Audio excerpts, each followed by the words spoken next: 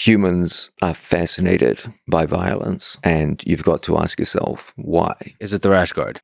Yes. And I talk so much shit that I'm like, man, if I lose, this is going to be rough. You're learning this. Shut the fuck up. I got you, man. You were powered by McDonald's and Coca-Cola. I want more. And then I smacked him and he didn't want to fight anymore. I'm not impressed by your performance. If George St-Pierre and Khabib Nurmagomedov face each other in their prime, who wins? I'm here with three individuals, each of whom are considered by many to be the greatest of all time in each of their respective disciplines. The greatest MMA fighter of all time, George St-Pierre.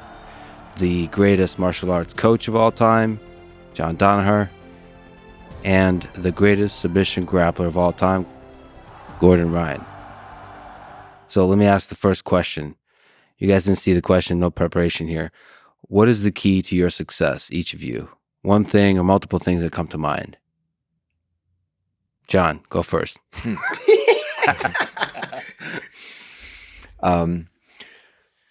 Is it the rash guard? Yes. I like that you choose John right off the bat. You seem the most nervous. Please inspire us to give the right answer. For me, it's about finding a way to work in a world where most of the answers are already known. Okay, in any developed sport, by the time you enter that sport, most of the basic precepts, the major techniques, the major mechanical understandings of the sport are long since worked out. And so, in a highly developed world, the key to success is to be able to identify some area of the industry that you're in, which is currently undervalued. To do what the other people are not doing. Deeper than that, everyone has a view of, okay, these are the main skills of the industry I work in. At any given time, some set of skills, attributes, will always be somewhat undervalued. They're underappreciated by the people in the game. You see that in any given industry, there are always trends which change the nature of the industry over time. So fashion trends in the clothing industry, you'll see at any given time there's a general wave of fashion which pushes most of the people in the industry in a given direction at a given time. What makes people stand out is the ability to look at the various possibilities out there and say, here is something which is genuinely useful, but which is currently being underused, underutilized. And I want to bring that back in and develop it. And because it's an inherently useful product, it will be very, very successful in its initial applications against people who aren't currently using it. If you can do this in whatever industry you're in, I believe you'll be highly successful. So this applies both for actual specific techniques and also tactics as well in the case of jiu-jitsu. So, for example, in my sport, leg locks have always been around. Okay, there's no shortage of people you can look back in history who are applying leg locks. Nonetheless, across the industry, leg locks were undervalued and underappreciated. There was a general sense in which most of the leading figures of the sport, for most of the history of the sport of jiu-jitsu, tended to de-emphasize leg locks. And when I looked at them, I said there was immense potential, but it wasn't being realized and needed to be changed. Since then, that has more or less occurred. Now, most people coming into the sport understand that leg locks are an important aspect, and they're no longer undervalued. If anything, it's gone too far the other way, and now perhaps they're a little overvalued. And this kind of fashion trend exists in every industry. And the job of anyone who wants to excel in a given industry is to be able to identify, okay, what are the things that are currently out of fashion and undervalued? And then look at what is their actual objective value, and then work to bring them back to the forefront. So John brought up fashion. George is wearing a really sexy shirt. So, assuming that's not the reason, is there something that comes to mind as the key to the success of your incredible career? Well, of course, everybody knows the famous answer that every athletes are saying, "Oh, it could be genetic. I was maybe gifted, I had certain predisposition. I worked really hard." But I think something that people don't talk enough is when everybody sometimes go right, I was never afraid to try to go left. And I felt many times trying to do things that were not uh, known to be things that would brought me success, but I tried it. I was very often I was the first of trying new things, and I felt many times, but certain times it gives me a certain advantage. And for example, I was sometimes fighting guys that had much better wrestling background than me on paper, and nobody before that fought those guys. Nobody had dared to try to take them down because their wrestling pedigree were so good. And I didn't have on paper the wrestling pedigree to take these guys down in a fight. But when everybody tried to go right, I was going left. I fought them in a different way. And that was the blueprint to beat some of these guys. You know what I mean? You know what I mean? So Yeah, so we'll actually talk about a few fights where you did just that. It's fascinating. But let's stay at the high level. So Gordon, again, sticking on fashion. May I compliment your incredible badass hat? Trying to fit in here. We should say we're in Texas now, so he's become a Texan overnight. So what is there something you can speak to that you would attribute to as the key to your success? Yeah. So first of all, there has to be a rule where you don't ask us all the same questions, because how am I supposed to compete with the answer John just gave? That was like, there's nothing I can do that's going to top that. Yeah. But I think it's there's many things, but I think the number one thing is John. When I came in, I was a blue belt, and I was beating brown and black belts in competition already. But he really changed my way of thinking about the sport. I would just come in, and if something wasn't working, I would just do it harder and faster and more aggressively, and that just degenerated into me spastically knee sliding into cross hashigurami against Eddie Cummings for 6 months, and then just getting heel hooked repeatedly. And I'm like, this is not working. And Eddie, like when I met him, was like a chubby librarian looking guy. And I'm like 6'2", like jacked, like 170. And I'm like, there's no way I'm losing to a guy who looks like this. But he just kept heel hooking me. So I would just go harder and harder, and it wouldn't work. And then John's like, well, if you learned leg locks, you might have some more success. And then I was like, yeah, that probably makes sense. And from then on, I kind of just changed the way I thought about the sport. Instead of doing things harder, I would actually try to get better at jiu-jitsu. Do you remember like a turning point where you became, as opposed to being mediocre, not just in technique, but in approach to great? I think it was somewhere around brown belt level when I was training consistently. Started training full time with John when I was purple belt, mid-level purple belt.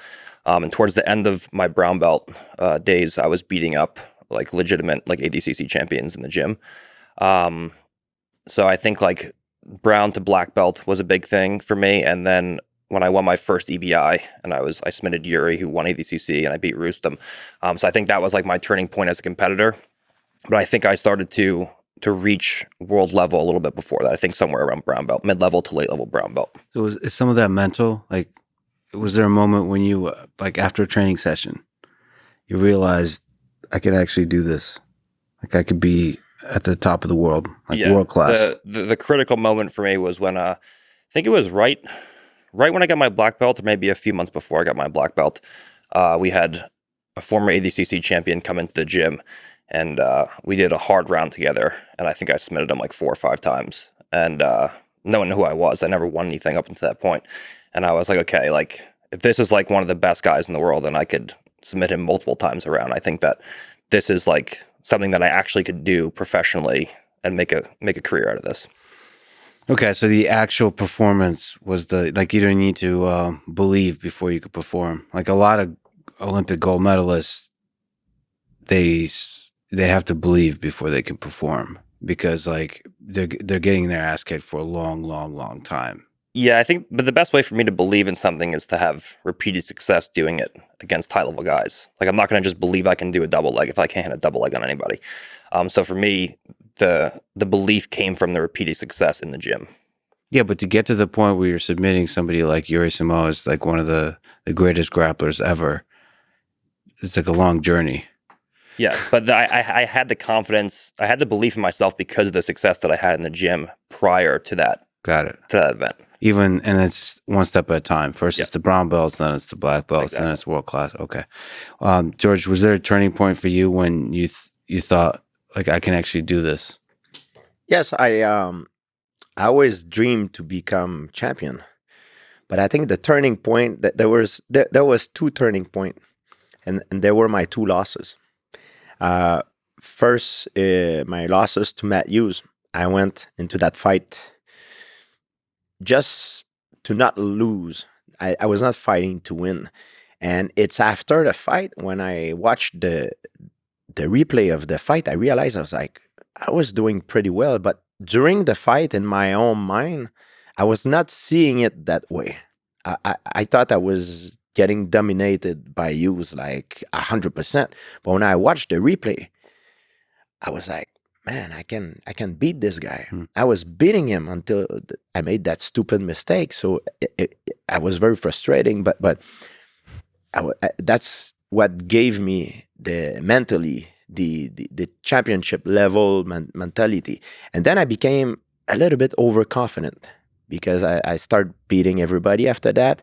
And I start to believe the hype of people when they look at me. They were like, "Oh, he's the new up-and-coming superstar, and he's gonna be unstoppable." And then when I became champion, I lost to Matt Serra. So before I believe my first failure was because I had a lack of confidence, and my second failure was because I was overconfident.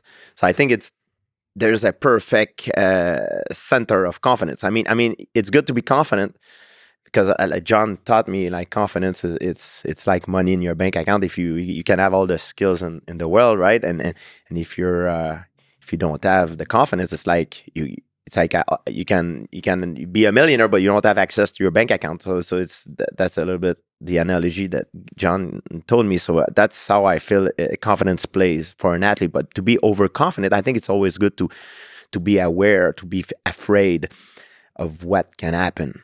So to have a perfect balance of confidence and fear, to me, that's what mentally gave me the edge to become, I believe, successful in my sport.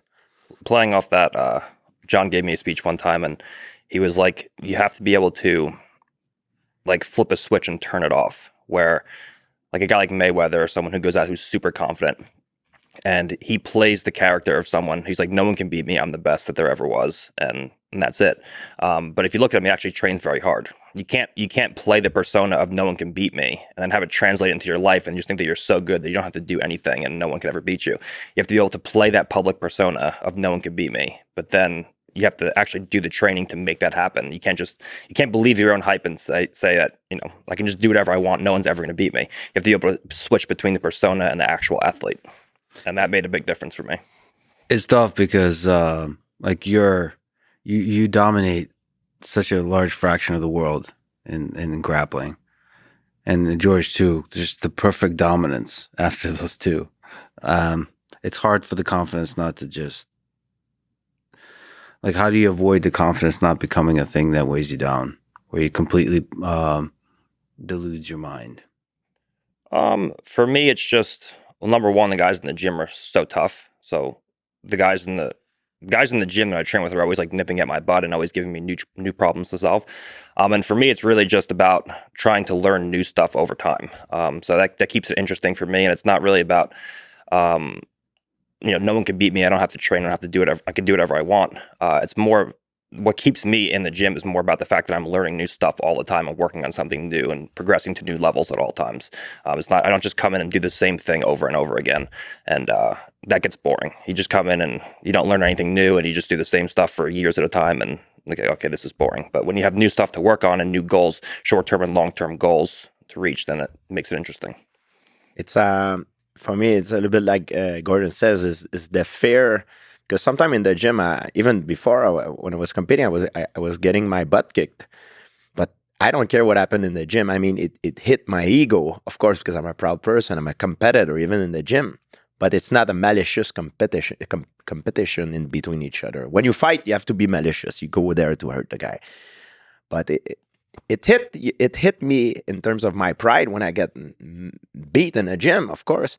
But that fear that I don't want it to happen in public, especially not during a fight. That what help me keeps the balance between confidence and fear. You know what I mean? It's kind of weird. It's a mix. Yeah. It's a mixture of both that I believe, to me, helped me succeed, to have the right mindset to fight.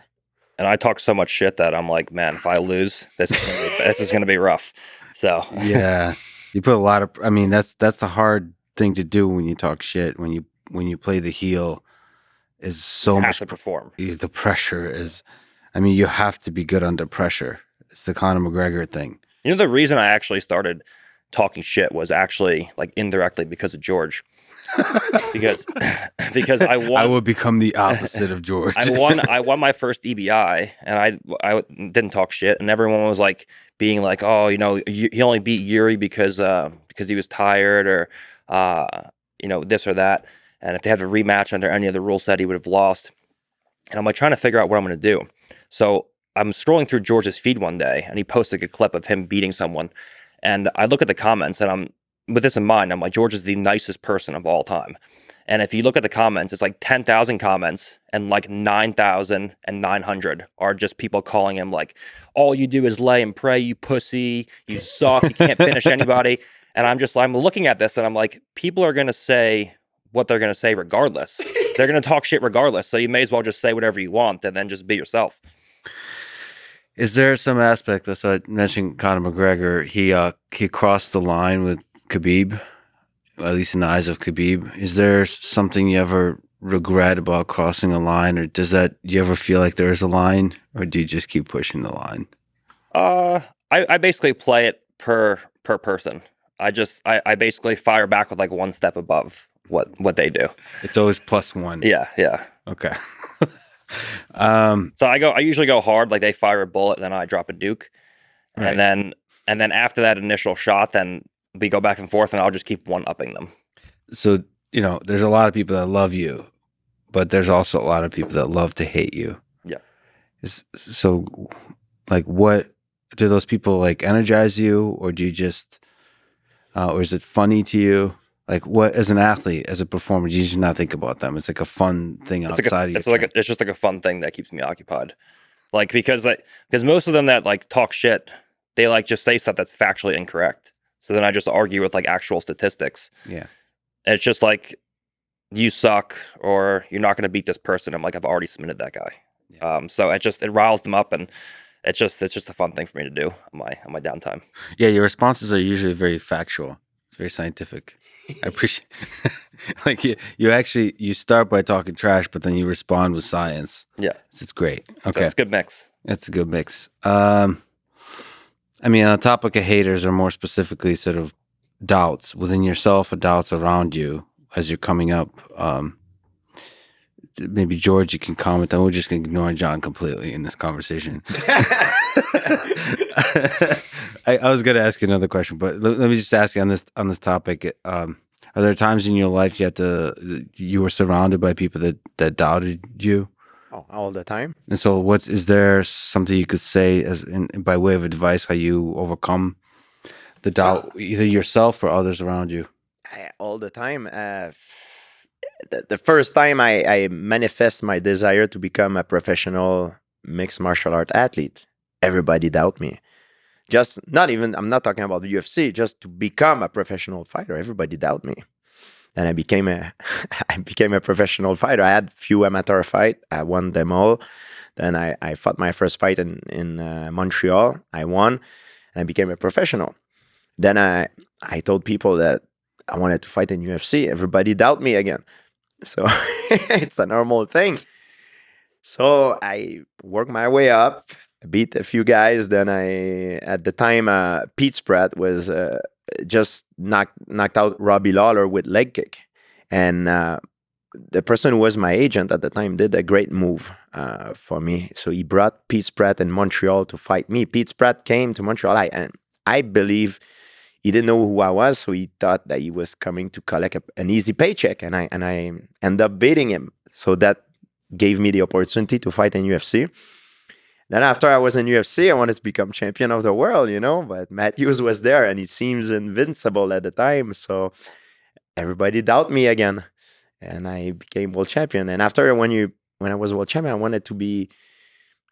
I was competing against other world champion of other weight class for the title, for the legacy and everything. So I was no longer competing against my opponent. I was, as a competitor, you never want to be satisfied, because when satisfaction is the death, when you're satisfied, you better retire because it's over.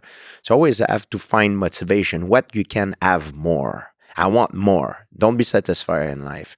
So I wanted to be like the best, so I was competing, like to become the best, and of course people doubt you all the time. Every time you say something that it's outside of the norm, of the normality. And when I say there's nothing normal, but I'm talking about when you manifest your desire to do something that takes special attribute to succeed, or that is something that is hard to do. It's for sure you're gonna always have people that doubt you. It's so strange that people don't lean into supporting, like people that love you too. Yeah, even people that love me used to doubt me, and I believe you need to use that as a positive thing, as a motivation to prove them wrong. Yeah. So for me, that was the thing. When someone doubt me, nothing gave me more energy, because I want to prove him wrong. I want to look at him in the face and say, "Hey, you see, I got you, man. I did it." So, John, do you ever use this in one way or the other by saying, "I don't think you can do this," to motivate them to prove you wrong, or more general question of, the mental toughness required to achieve, or confidence required to achieve greatness? Like, what's your role as a coach when you have these two athletes? With regards to your first question, would I ever say to someone, "You can't do this," as a kind of reverse psychology? No. My job is to prepare people first and foremost with their skills. And as Gordon pointed out earlier, if you're in any way a rational human being and you're noticing that you're getting tremendous success with a given move in the gym against high-level opponents who give a good read on what your actual opponent in a competition is like, you would have to be a moron to not recognize that kind of success and say, this is something I should be building into my game, and you will carry the confidence that you earned in the gym into the arena. So I never try to use reverse psychology. I build up everything I do in terms of confidence is to give people physical skills.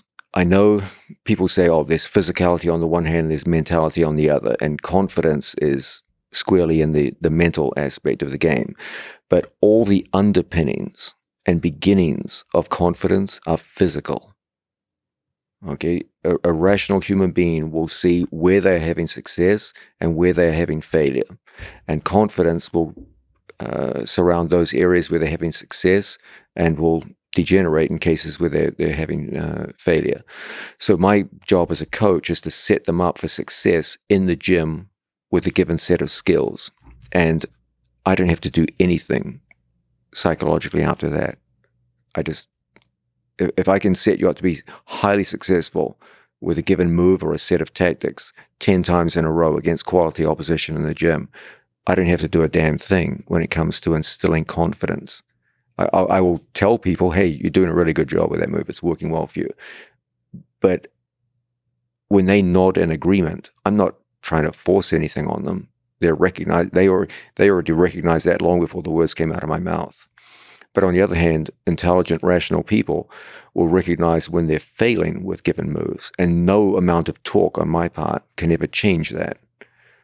If I teach Gordon a given arm lock, and 15 times in a row he tries it over a month, and all 15 are failures. There's nothing I can say verbally to come up to Gordon and say, hey, you're really good at that move. He's going to look at me and say, bullshit, I'm terrible at it. And that will create a crisis of confidence where Gordon no longer believes the words coming out of my mouth. So I will never compromise that. But isn't there a line? You just said 15. You have to believe that doing this arm lock 15 times over a period of a month is worth it, because eventually you might get it. Like, yeah, that's a separate issue. That's a separate issue. There are times where I've more or less pushed athletes to go in a certain direction. For example, when I first met Gary Tonin, he never had a guillotine strangle. And I would say to him, Gary, you're a scrambler. Like, one of the greatest weapons a scrambler can ever develop is a guillotine. Like, it should be in your arsenal. And he was like, no, I just scramble for the back. And I said, well, there's going to be a day you can't take someone's back. And it's always good to be able to strangle from front and back. Okay, of course, we all prefer strangles from the back. That makes sense. But there's going to come a day where it's going to be useful for you. And so that was one of the few times where I put my foot down and said, you're learning this, shut the fuck up. And he literally wouldn't teach him anything else until he got a guillotine. Gary would ask him a question. He's like, let's see your guillotine. And for the first 3 months, as gifted as Gary Tonin is in learning most moves, Gary gets it in minutes. There was something going on with Gary, just couldn't get a guillotine on people. And finally, after around 3 months, he started having some success until ultimately it became one of his best weapons. We had to go through 15 different variations of guillotine until he found one which actually worked reliably for him.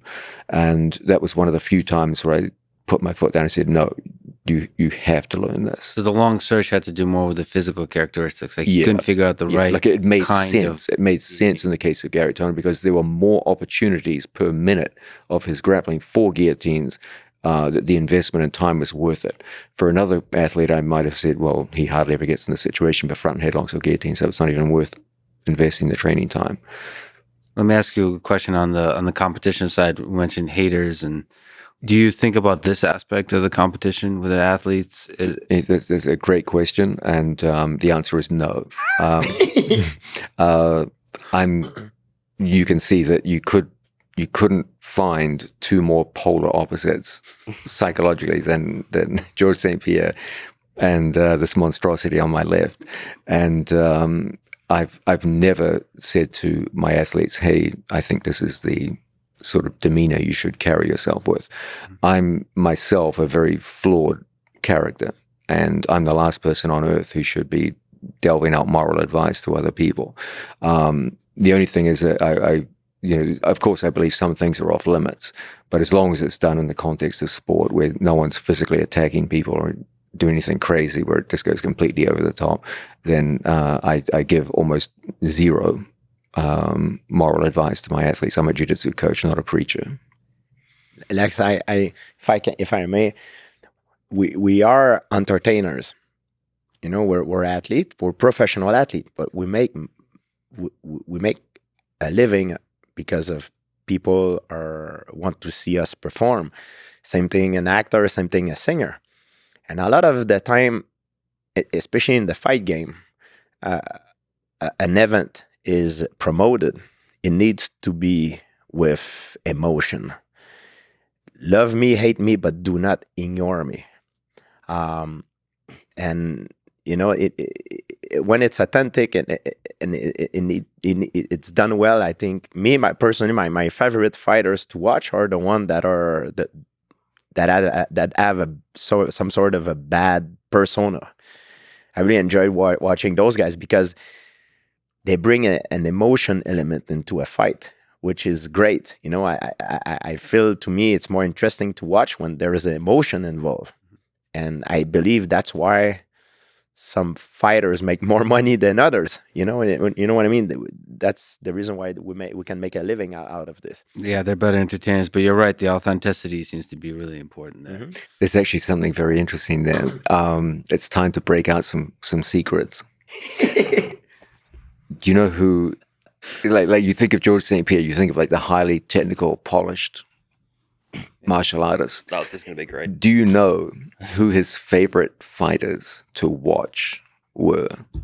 You'd probably be thinking, oh, probably someone who's really technically advanced. Actually, it was Mark Coleman, Oh no. Kevin Randleman, and Phil Baroni. He used to love watching that. That was a Hammer House. That was his favorite. He would love those guys. And whenever their fights were on, George would be watching the Hammer House crew. And it's funny what you said about how those guys brought an intensity to MMA that was off the charts. Have you ever met those guys in their prime? Let me tell you, it was something to behold. And they had this crazy, larger than life personality. Most of the things they did made no sense whatsoever. But I mean, technically, but that was their appeal. Yeah. And they were these guys, and just George swing loved to watch and them more than intensity. anyone else. You never Walk knew forward. what could happen with these guys. I remember when Mark Coleman won the Pride Grand Prix. I was in my living room. I was jumping. I was so happy. I was like, yeah! He beat Igor Vorchevchin. I was like, to me, it was amazing. You know what I mean? Because of the emotion that they brought into the fight. George, I was actually very interested by something you said there. Normally, when I ask what is the appeal of a given fighter and what makes people watch a fight, you talked about the idea that fighters are entertainers, and that's absolutely correct. They are. It's this weird industry where you're both an athlete and an entertainer, and you need to be successful in both regards to become financially successful. Insofar as your favorite athletes to watch, at least, were people who are almost like the polar opposite of who you are.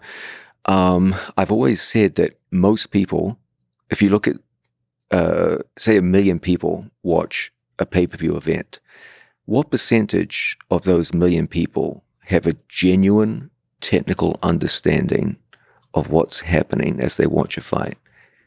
It's tiny. It's absolutely tiny.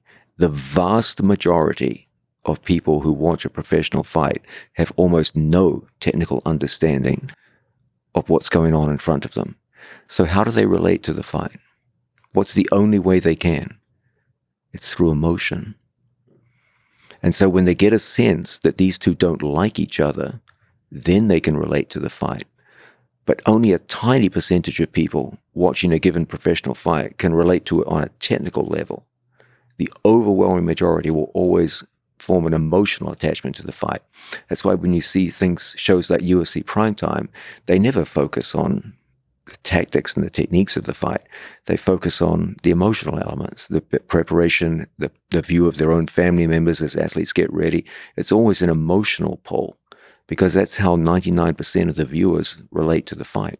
Think about chess, okay? If I have minimal knowledge of two world champions coming to fight each other or match up against each other in a game of chess, I know so little about chess tactics, and I can't really form any kind of technical appreciation of what's going on the board. But if you tell me that these two chess players hate each other's guts and they've got a rivalry which goes back 5 years and they've said this and that about each other in public, then suddenly my ears prick up and I'm like, oh, okay, this sounds interesting. Because I just don't have the knowledge to appreciate what's going on the board in a chess game to be able to appreciate the technical nuances of what they're doing. So any interest that I have in the chess match is going to have to come from some kind of emotional level, because I'm just not qualified to make technical assessments. And that's exactly how it is in the case of both grappling and mixed martial arts. That's why the ones who evoke the most attention are always the ones who can form some kind of emotional appeal. Conor McGregor was the all-time master of this. I believe also emotion can be used as a weapon. For example, I've learned this from my favorite boxer is Sugar Ray Leonard. Sugar Ray Leonard, I remember, I was very young, so I watched his fight later when I was older, but I know that Sugar Ray Leonard was the best boxer of his era, to me, personally. And I don't think nobody could beat him. I think he was skill-wise, he was the best. However, when he fought in Montreal, Roberto Duran,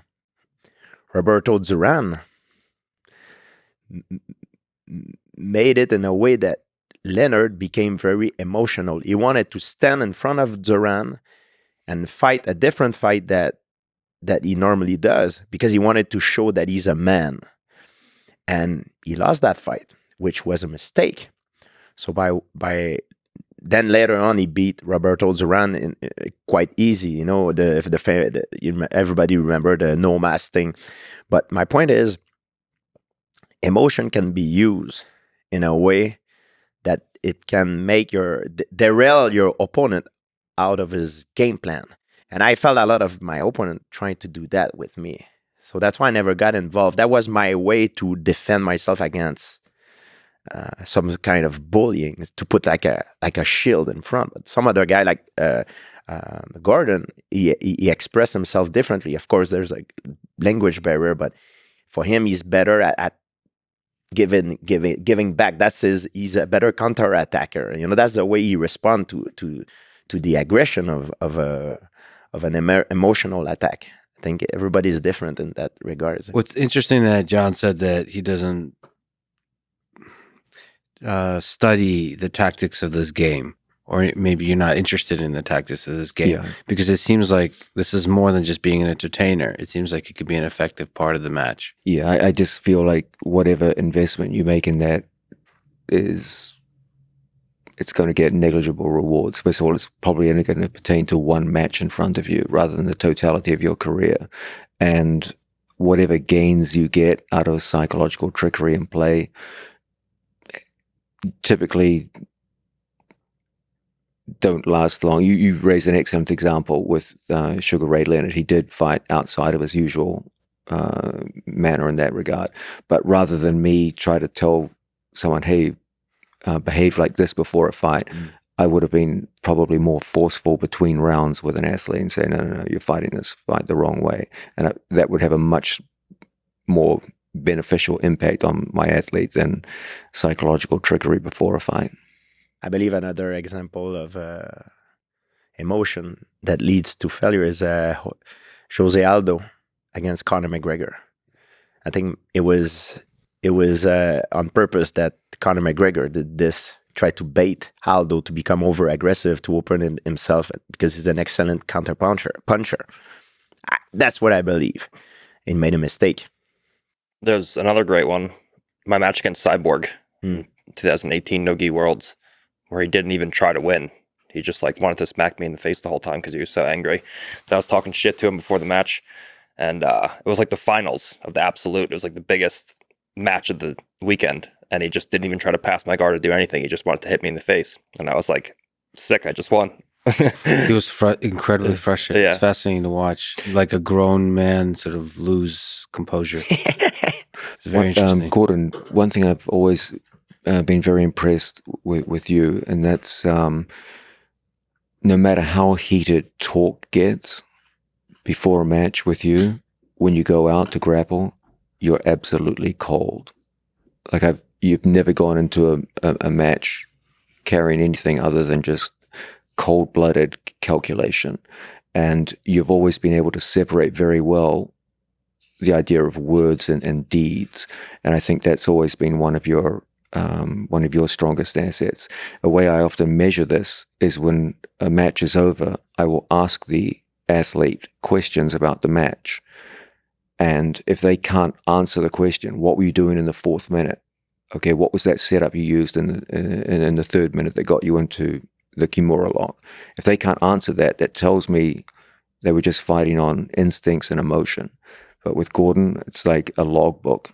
It's like, okay, in the 7th minute, you went for that Jujigatami setup from on the left side. What were you thinking? He can always give an answer. He's absolutely stone cold. Speaking of emotion, Gordon, you will potentially, if you're healthy, face André Galvão in the ADCC coming up super fight.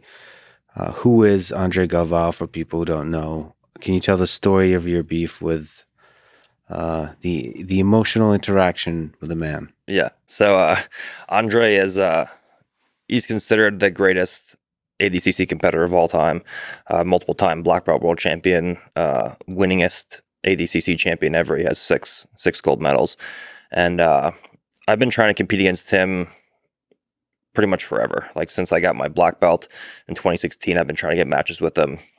He was in the first EBI that I did, and he ended up pulling out. And then I've been trying to get matches with him, and he would always say no and give one reason or another. And then after the last ADCC, I was like, "Hey, Andre said he was retiring after this competition. So if he wants to retire, you know, he's the greatest ADCC competitor of all time, and I think it's great. But if he wants to compete, then that's great too." I was like super nice, and then he started like posting like passive aggressive Instagram captions, and then we started going back and forth on the internet.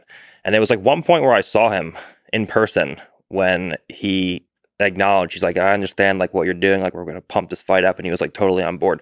But then there must have been something that happened where like it changed from like him like going along with it to being like actually pissed. And then there was that one night at Flow where I went to go shake his hand, and he flipped me off, and then he followed me backstage and started to try to fight me, and then I smacked him, and then he didn't want to fight anymore. And then we've been going back. He's actually blocked me on Instagram now, so he just won't engage. No one from Atos will engage now, but it's going to be interesting how he shows up, if he can keep it under control or not. Do you think, how do you explain that level of emotion? Is this fear of losing your throne? Is it just a human being like with Cyborg, just becoming emotionally unstable? What? It might just be me. I just have a way to get under people's skin. It's just, I don't know. He was cool for a while, and then I don't know. It just, everyone gets like this. They're all so emotional by the time they actually step up to compete that it's pretty easy to read them. They're either so emotional that they want to actually come forward and beat me. Like Tim Spriggs is a perfect example at ADCC. I posted like on my story on Instagram, like 10 minutes before our match, I said like, what I'm going to do to Tim Spriggs is going to be criminal. And he's like a very stally guy. Mm-hmm. And he saw that, and then he came out and actually tried to fight me. Like he came and actually engaged my guard, and I ended up submitting him. So it either has that effect, or it has the effect where they know I've talked so much shit leading up to the match that they're so afraid to lose that they just get super stally and they move away. So it either has one effect where they come forward and they want to beat me, or they're so afraid of getting submitted that they know if they engage, they're super cagey and they just back away and don't really do anything. Do you think this match happens? There's a lot of variables. One, I have to see how my stomach is. And two, if I'm actually going to show up and compete and my stomach's healthy, I doubt that Andre will actually show up to compete. I've been trying to compete against him for 6 years, and he hasn't done it, so there's no reason to think he would now. Is it possible for you to speak to where like your estimates are about your stomach, or is it too unclear for now? It's still too early to tell. I have this round of treatment that I'm doing until late February, and I'm pretty sure that I need to do the same test they did initially to retest all my levels and then go from there. So I've been feeling a little bit better. Like it's not nearly as bad as it used to be. I was explaining to someone the other day, like for the last 4 years, I would be so nauseous that every time I would walk into a new room, I'd have to actively locate a garbage can in case I have to throw up. So I'm like one step above that right now. I'm like doing a little bit better than that. So it's definitely getting a little bit better, but it's not where it needs to be. Can we talk about diet for just a sec? Because both of you, George and Gordon, like suffered from stomach issues, different kind, and have arrived for now for different places. So can you maybe, George, speak to the general question of what is the best diet for performance, for training? Like, what have you learned through your career about this? Well, I think everybody is different. To me personally, I implement fasting, time restricted eating, and prolonged fasting. What's the longest you've done so far? The longest I've done is 5 days. You've done. I 5 do it days. quite often. I do 4 times a year. I do 3 to 5 days water fast, and I liked it. It helps me with inflammation. I think it boosts the immune system, and that's about I read papers about this, and it helps me also feel good. It's kind of very therapeutic to me. Physical and mental, or just mental? Yeah, mental and physical, because when I break my fast and I sit at the table with other people, it doesn't matter what I eat. If we all eat the same thing, I always tell them, I said, my food right now tastes better than all of yours, because I have this thing that I believe sometimes you need to put yourself into suffering to realize how pleasurable something is. And I tend personally, like diet wise, I eat whatever I want, whenever I want. I no longer have any problem with this. But if I would have a competition coming up, like knowing that what I know now about my body, I would orient myself more towards an animal-based diet. That's because I've tried different things, and that's the kind of diet that I believe helped me having less inflammation and feel better in terms of performance for doing something physical. So high protein, high fat, low carbs. Well, this is different between animal-based diet and keto. I mean, there's carbs. There's a lot of fruit. I get a lot of the carbs from the fruit. Okay. A lot of organs. Organ meats, yeah. I know a little bit about paleontology and the past about prehistoric human, and I know that. And not only about that, I know because I've traveled certain place in the world. I went to visit the Maasai in Africa, the hunter-gatherer tribe, and I know that when they kill an animal, they go for the organs first. And I know most predatory animal, they do the same thing. So organs, I believe, is something that normally in our culture, in the western part of the world, we don't really eat, but it's something that is very nutritious. Have you been able to convince Gordon to try fasting? We always talk about diets.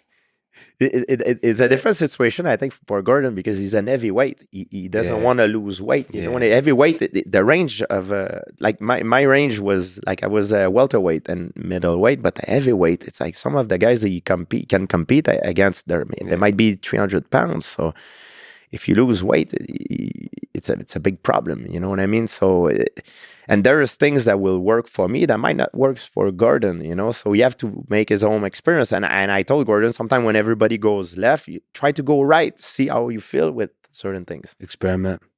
Not a topic that's part of your optimal performance formula. Well, what I used to do before my stomach issues, and for those of you listening who don't know, I had recurring staph infections in 2018. And I took a bunch of oral antibiotics, and it just completely wiped out my stomach. So I just was diagnosed. I was misdiagnosed as gastroparesis. So for those of you messaging me on Instagram who are just watching Rogan, asking me about my gastroparesis, that's not what I have. They misdiagnosed it, and I did some other tests. And for 4 years, I didn't even know what it was. And then I got this. I went to this doctor in California who diagnosed me with, I have H. pylori and then a fungal and a bacterial overgrowth in my small intestines. So the issues in the small intestines. So what I used to do was like seasons where I'd have a very clean season where I was competing and I would have a lower body weight. And then I would do like an off season, kind of like a bodybuilder, where I would eat a lot more food and a little bit dirtier food. And I would have cheeseburgers and pizza at nighttime to have the extra calories. But now I can't eat those foods because they upset my stomach. So now I pretty much just try to eat whatever I can and maintain the weight the best I can, based around how my stomach feels. So right now it's like rice, chicken, eggs, fish, vegetables, fruits, and pretty much nothing else. Like anything hard to digest, anything spicy, red meat, fast food, all that's hard for me. Which sucks because in Texas, all the best things, barbecue. And I mean, this diet is really important for you, John. I can tell. Like, is that something you think about for athletes at all? Or again, this is part of the. No, I've to be honest with you, I've never seen any measurable improvement in sports performance in jiu-jitsu by change of diet. I do believe that diet is important for longevity in human beings, and I do think it makes a difference, especially once you get past the age of 40. With regards to longevity, for older athletes, I do believe it makes some difference. But my observation is in athletes in their youth and working up into their prime, I've seen athletes have the worst diets. God bless Travis Stevens, but that guy won an Olympic silver medal basically on McDonald's and candy. Yeah. George St-Pierre, for 80% of your career, you were powered by McDonald's and Coca-Cola. Fettuccine Alfredo, that was my, Yeah. my meal of choice before a championship fight. Gordon, in his youth, was just Five Guys hamburgers. Gary Tonin, same thing. I've worked with Japanese judo players who smoked a pack of cigarettes a day and won Olympic gold medals. I've worked with Russian wrestlers who just ate whatever was put in front of them, and their athletic performance was outstanding. I've worked with other guys who did have what would be considered a very clean diet, and their performance was no better than anyone else on the mat. So I've never seen someone say, okay, I changed my diet, and because of that, there was a measurable improvement in sports performance. Another way to phrase it, though, is I have noticed with a lot of elite athletes, what they eat, they begin to believe that either is not a hindrance or it's actually good. Like Travis Stevens is an example of somebody who eats shitty because he believes it's like a power, because whatever he's traveling across the world, he can't rely on healthy, good food to be there. So I'm going to eat shitty so that's my body knows how to perform under whatever Skittles or whatever. Everywhere's got McDonald's. Everywhere's got McDonald's. So that makes and they've convinced themselves, and you talk about Russian athletes, a lot of them have very strong beliefs about a particular food being good for them. But there's no agreement among them. Exactly. No agreement. Yeah. So belief is more important than the actual diet. Yeah. Sorry. If I can, after a night out, when you're hangover, I think the best thing, and I'm saying this in all sincerity, I think the best thing to eat, to me, was like a cheeseburgers with, we call that a poutine back home, because it's very fat, it's greasy. So the next day, when you wake up, I think you feel better because it absorbed the alcohol. There you go. 100%. You can train and my my mom told me the same story once, and then I was hungover for some party, and I woke up. I was like probably, I don't know, 19 or 20. I woke up, and my mom was like, "Yeah, just have a cheeseburger. Go eat something greasy." And I did, and I was like, "Oh, I feel kind of better now." I do not know the exact science behind it, but I always notice, and I don't know if it's placebo, but I always notice that if I party hard and I've been drinking a lot, if I don't eat before I going to bed, if I don't eat shitty food, the next day I will wake up and feel worse than if I eat shitty food. I feel better. I know it sounds crazy. I don't know why, but it works for me. Yeah, but it's also hard to do science on extreme performers. So the discussions we're having is amongst the very elite.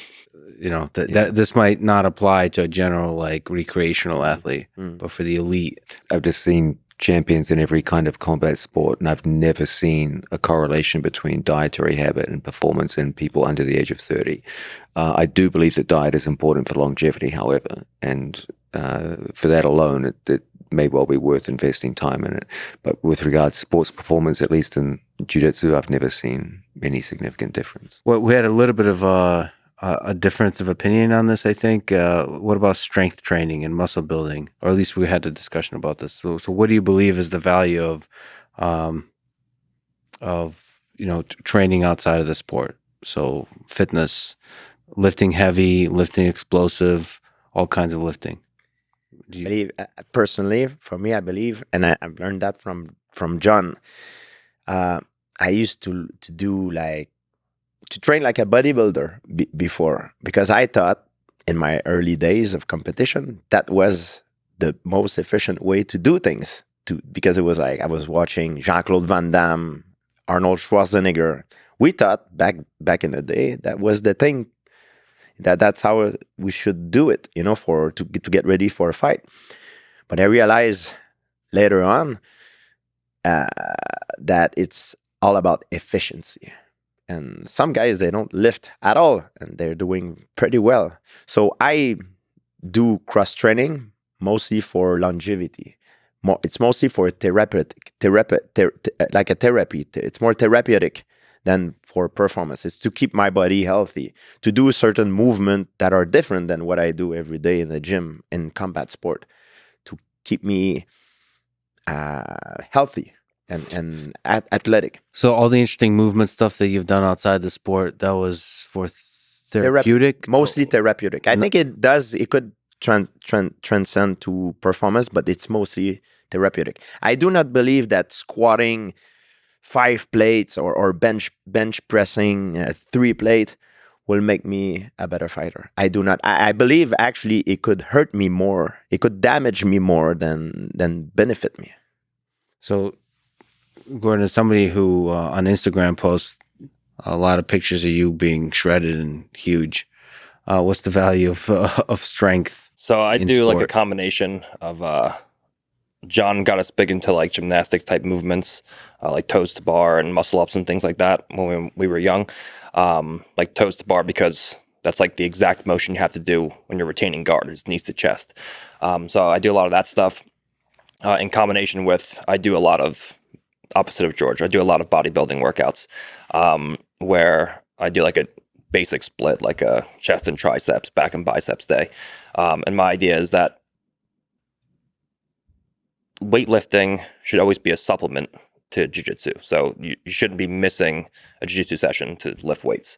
So I train jiu-jitsu every day, and I lift 3 to 4 times a week. I feel like lifting 7 days a week for me is too much, and the lifting takes a lot of energy when you do like hard lifts like that.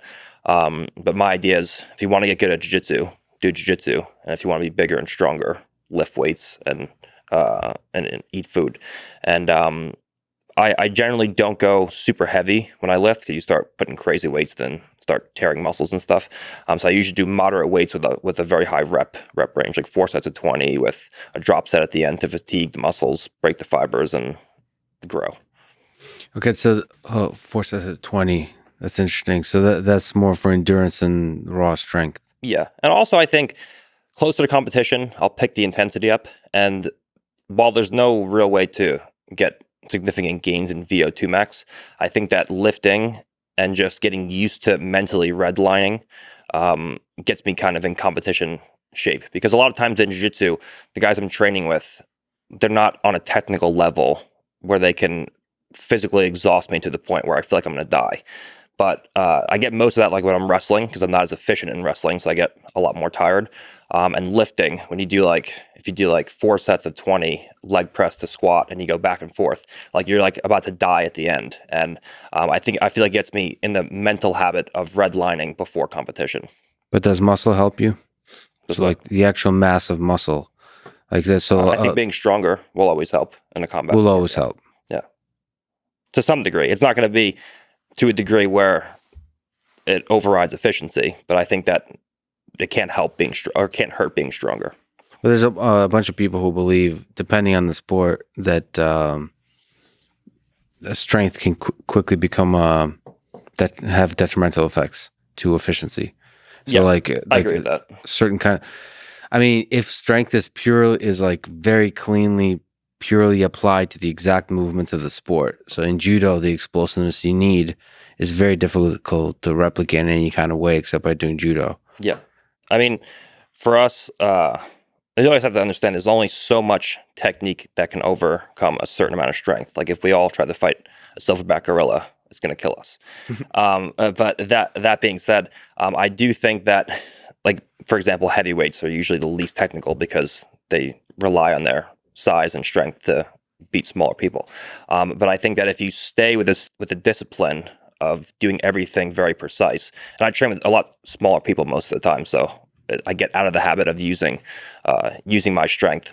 I think if you're very precise with the way that you train, I think that the extra size and strength can help you. Quick question: how would you fight a silverback gorilla? I mean, is there which animal do you think you can actually defeat that would be impressive, that most people would say you can't? You know, I don't have an answer to this. I thought you were going to say. I want to say that me and John had like a 4-hour discussion on this one time. I'm like, what would win, bear or gorilla? And he went into like this whole dissertation about how like jaguars spin underneath and like berimbolo silverbacks and kill them and like rip their artery and their legs out. It was amazing. I guess, okay, so before we talk about strength, John, let me ask you, what do you think people would be surprised by if two animals faced, one of them would win, and people wouldn't predict that? So they would be surprised by the effectiveness of certain animal at fighting in the, whether it's in the forest, in the jungle. So let's Wait, slow down here. Okay. So there's two animals of different species fighting, and most people would pick. So, for example, the lion gets a lot of credit for some reason. I'm not exactly sure why, the king of the jungle. Well, a lot of people told me that the lion, for example, the tiger can beat a lion. Yeah, this is one of those age-old debates. Okay. Yeah. Well, in grappling, in fighting, it feels like some animals use teeth and some use other parts of their body also. Like bear, actually, I don't even know how they have extraordinarily powerful and long claws, and in addition, they're powerful biters as well. So I wonder, and the same with the silverback. I don't know how much they're. I love that we're having this discussion. We need Joe Rogan for this discussion. I think so. Yeah, I think so. Your question has gone in about 5 different. So it started with strength, and let's go back there. Which is, do you think for an athlete in jiu-jitsu, let's stick to grappling. Do you think strength is helpful or detrimental? I've always believed that 2 things will create whatever effectiveness you have in grappling. Those are your skill set and your attributes. And the best athletes are those who excel in both. Don't kid yourself. If someone gets twice as strong by some kind of magic potion, they're going to be a more effective grappler. If someone gets twice the level of endurance that they had previously, they will be a more effective grappler. These physical attributes have a very important outcome on the a very important effect upon the outcome of matches. It's always a good thing to be stronger. It's always a good thing to have better endurance. It's always a good thing to have better balance, or whatever other attribute you throw out there. Gordon's point was, okay, everyone agrees on that, but there's a problem. In order to build these things, you have to carve into other elements of your training regimen. And then it becomes, well, which becomes more important? Increases in strength or increases in skill? There comes a point where investing in strength training starts to get diminishing returns. I can't tell the difference between someone who bench presses 300 pounds on the mat versus someone who bench presses 400 pounds. But that's a big difference. That's a 100-pound difference. And for an athlete to go from bench pressing 300 pounds to 400 pounds, that would require a great deal of training effort and focus. But if I can't tell the difference when I grapple them, then why bother? Okay, once you get to a certain strength level, it doesn't really help that much to go from a 400-pound bench press to a 450-pound bench press. At that stage, you're really getting a diminishing in returns on your training investment. Now, skills, on the other hand, experience far, far less in terms of diminishing returns. Every new skill you develop can translate very, very well into big increases in performance.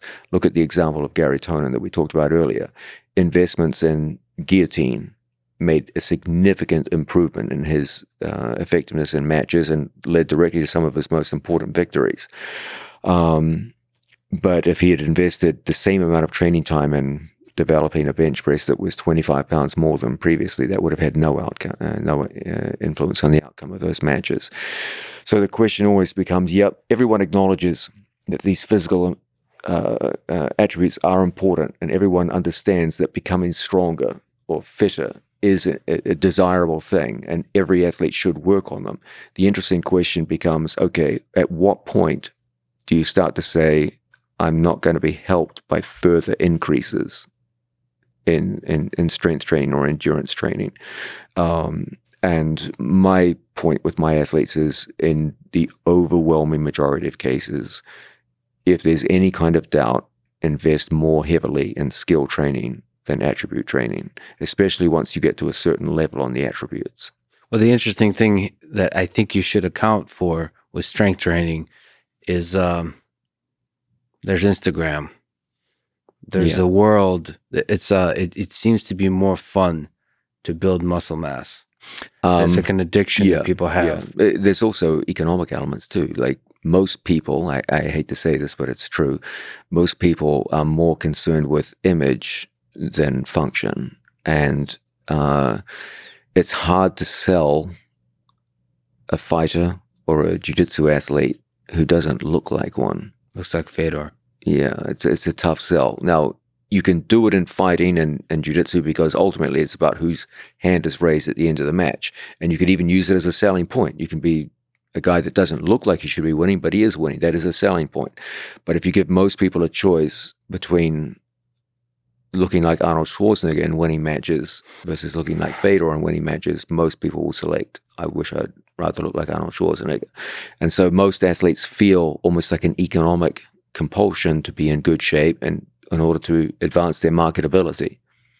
Yeah, Nike's not going to sponsor Fedor or Tank Abbott. Yeah, Tank Abbott, no. Fedor maybe. But yeah, we at the very top. There's something about aesthetic, like image of strength and power. So it's also a personal thing. If you look at yourself in the mirror, do you like what you see? You know what I mean? Yeah. Do you find yourself attractive? You know, what can you do to make you look better? You know, I think to me it was something. One of the reasons I work out. It's also for that. Well, I'm sure if Fedor looks in the mirror, he says, I look damn good today. Yeah, it could be too. It's also a genetic factor. Some people, you know, it's harder for them. I mean, yeah.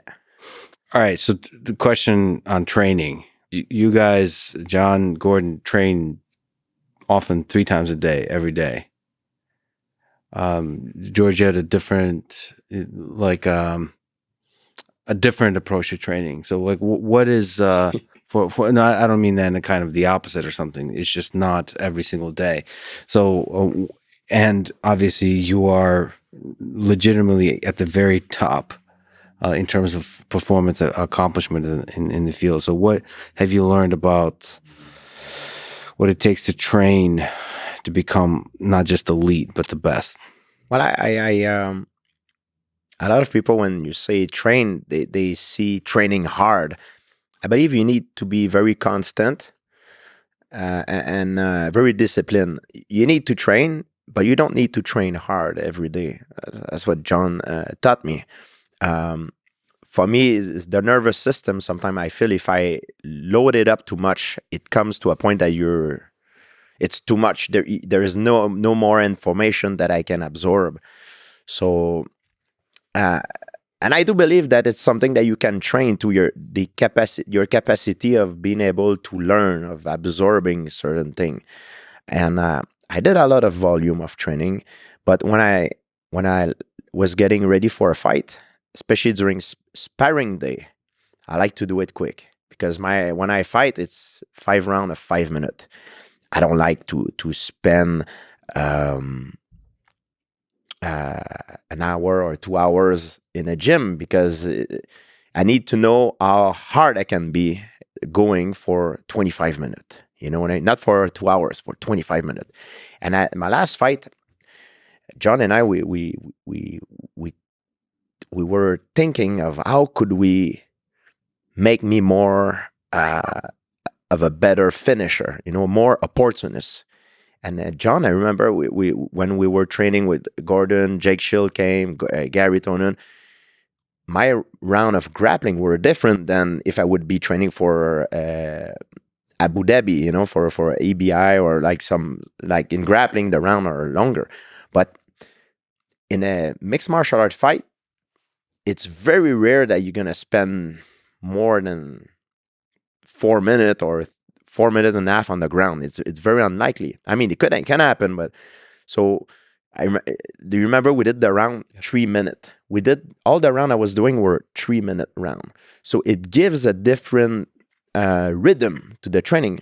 It forced me to be more opportunist, to be more of a finisher because I had only 3 minutes to do what I needed to do. So if I see something, I need to go for the kill right away. I cannot be too over patient. You know what I mean? And it served me well in my last fight, and I think that's a good blueprint to follow when you're a mixed martial art fighter. The result was great, and I think maybe I should have done that before. It was a great idea that we had. Not to do, be very careful on doing too much volume. Right? Yes. Try to get out and then try to focus on finishing and getting out as quickly as possible. To build up your foundation, I believe you need a lot of volume. But when you get ready for competition, you need to be something that replicate what you're gonna be facing. What are we talking about? What do you think? Like, is there rest days, 5 days a week, twice a day, once a day? Is there any one formula like that or no? I do not believe in overtraining. I believe in under rest. Okay. I believe you can be under rest, and people always link that immediately to the volume of their how much volume they train, which it could be something else. How are you feeling emotionally? Are you having problems, personal problem? Do you have a hard time sleeping because you have like someone died, or I don't know, like you owe money, you're broke, or what? Like, you know what I mean? It could be anything. There's something that can affect you psychologically or emotionally that made it in a way that you cannot sleep well because your stress, your cortisol level is high. You know what I mean? All these factors need to be taken in consideration. It's not only about the volume of training. People always think the volume of the training is the only thing that can affect recuperation, which is not, you know? Yeah, you just have to minimize the amount of stress from all kinds of factors. It's a very stressful job to be a professional combat athlete, whether you're a grappler, a boxer, a kickboxer, a fighter, and you need to be taken as into account. Is it more or less stressful than marriage? Just kidding. Okay. Next question. So I don't know how to ask this question, given what George just said, but you're training 3 times a day and finishing. Like, what have you learned about what brings out the best in you as the elite level grappler? So over the recent years, I've actually changed it up a little bit. When I was coming up from white to black belt, I felt that the volume was the most important. So it would be anywhere from like 3 to 7 sessions a day, going from school to school, from New York to New Jersey. And I think that the volume was very important to build the skills, where I just didn't know how to move my body at purple belt the way that I should. So I think that building the skills is super important. And I think that early on, volume is very important. Now that I already have the skills built, I think that acquiring more knowledge is the most important. So I find that if I do so many sessions a day, like if I do 3 sessions a day, I feel sometimes by the 3rd session, I'm just like so mentally, like there's so much information that's went through my head the first 2 sessions that I feel like I'm not even there mentally on the 3rd session. So I feel like doing less volume now, but having more mental clarity per session is more important because I already have the foundational skills acquired.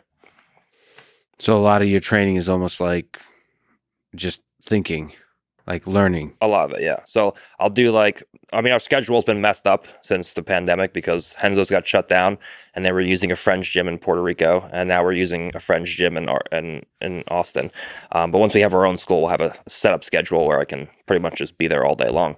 But right now I do like a lifting session in the morning, and then I'll come in and help teach at Renzo's. So I'm there mentally. I'm seeing what's going on, and I'm playing around with ideas in my head. And then I'm there physically and very sharp mentally for the competition class during the 1 p.m. session. And then after that, I'll go home, I'll rest and get ready for the next day. What have you learned, John, seeing all these different athletes? Is there a universal rule that applies, or is it athlete specific? Yeah.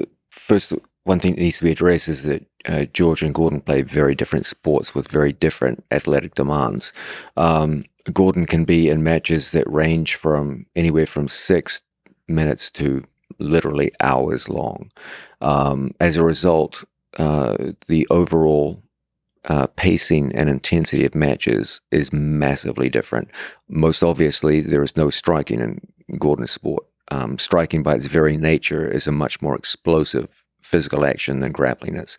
Grappling is primarily an isometric kind of sport based around isometric tension and endurance. George's sport does feature a significant amount of isometric tension, but the majority of it is based around explosion. So the physical demands of the two sports are radically different. In addition, the time of application is radically different. George raised a very interesting point. His matches seem long, 25 minutes for a championship match. But always understand that a mixed martial arts fight at championship level, if it goes the distance, is really 5-minute matches. Each round is a match in itself, and that's exactly how you're scored. You're scored by who wins the most matches over 5 matches. As a result, the application of the techniques, especially the grappling techniques, has to be done at a certain pace. As George pointed out, realistically, the maximum application time you're going to get in most situations is somewhere between 15 seconds and 3 minutes. Even for a specialized grappler like Damian Maia, there's still a significant part of each round which is spent in setup time to actually get the match to the ground. It's very likely that at some point your opponent will stand up out of grappling and you'll have to reinitiate the entire process again. So that even for specialized grapplers, you might be spending only 3 minutes out of a 5-minute round on the ground. And as a result, you got to get your work done in a very short time frame. Gordon Ryan, once it goes to the ground, and it can go to the ground because he chooses to sit to the ground, may spend the entire match in ground positions. As a result, the matches have completely different pacing and completely different physical demands, and the preparation that the two athletes go through will reflect that. If George St-Pierre, in training for mixed martial arts, becomes fatigued to a point where he's no longer physically effective and able to defend himself, the consequences for that in MMA training can be very deep indeed. Okay, if you make a mistake in mixed martial arts because you're fatigued and tired, and you take a full power roundhouse kick to the head, that's some deep consequences. A grappler doesn't have to face that. You can be completely exhausted in grappling and just sit in the bottom of the mountain, just practice just survival skills where you just don't get submitted from bottom out. And that can still be an effective training session. Complete and utter physical breakdown and fatigue can end an athlete's career in mixed martial arts. The consequences of training through fatigue in MMA are potentially very deep and very disturbing. The consequences of training through complete physical exhaustion and grappling aren't really that severe. Okay, you just tap. Whenever there's a problem, just tap.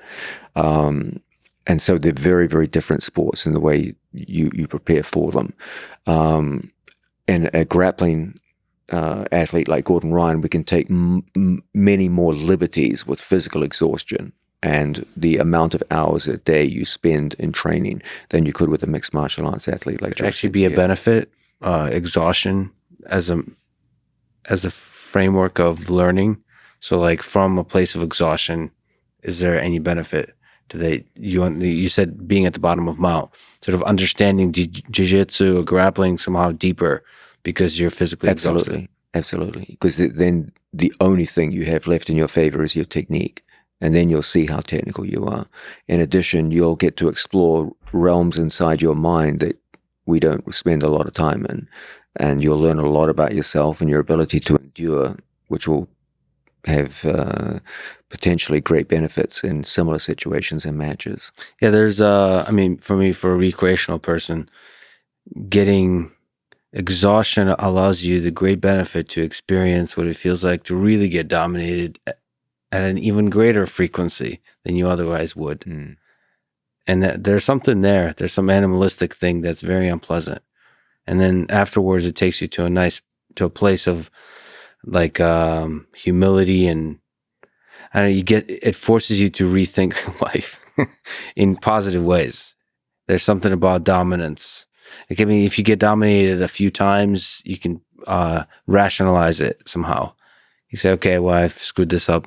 But when you're exhausted and you have to do like 30 minutes or 40 minutes or an hour of just being dominant over and over and over, being submitted, I don't know. It's a very good process for other avenues of life. I find I can't explain why, because I'm driving home, crying afterwards, listening to Bruce Springsteen. But afterwards, afterwards somehow you can think clearer. You can see clear about what is the right path through life in all walks of life, like relationships, work, but also the grappling. Actually, the grappling is the hardest one to see what you have to do next. It clarifies other avenues, the humility. It removes the bullshit. It's like we see the world through some kind of fog, and it just removes it, and now you can see things clearly. I don't know what that is.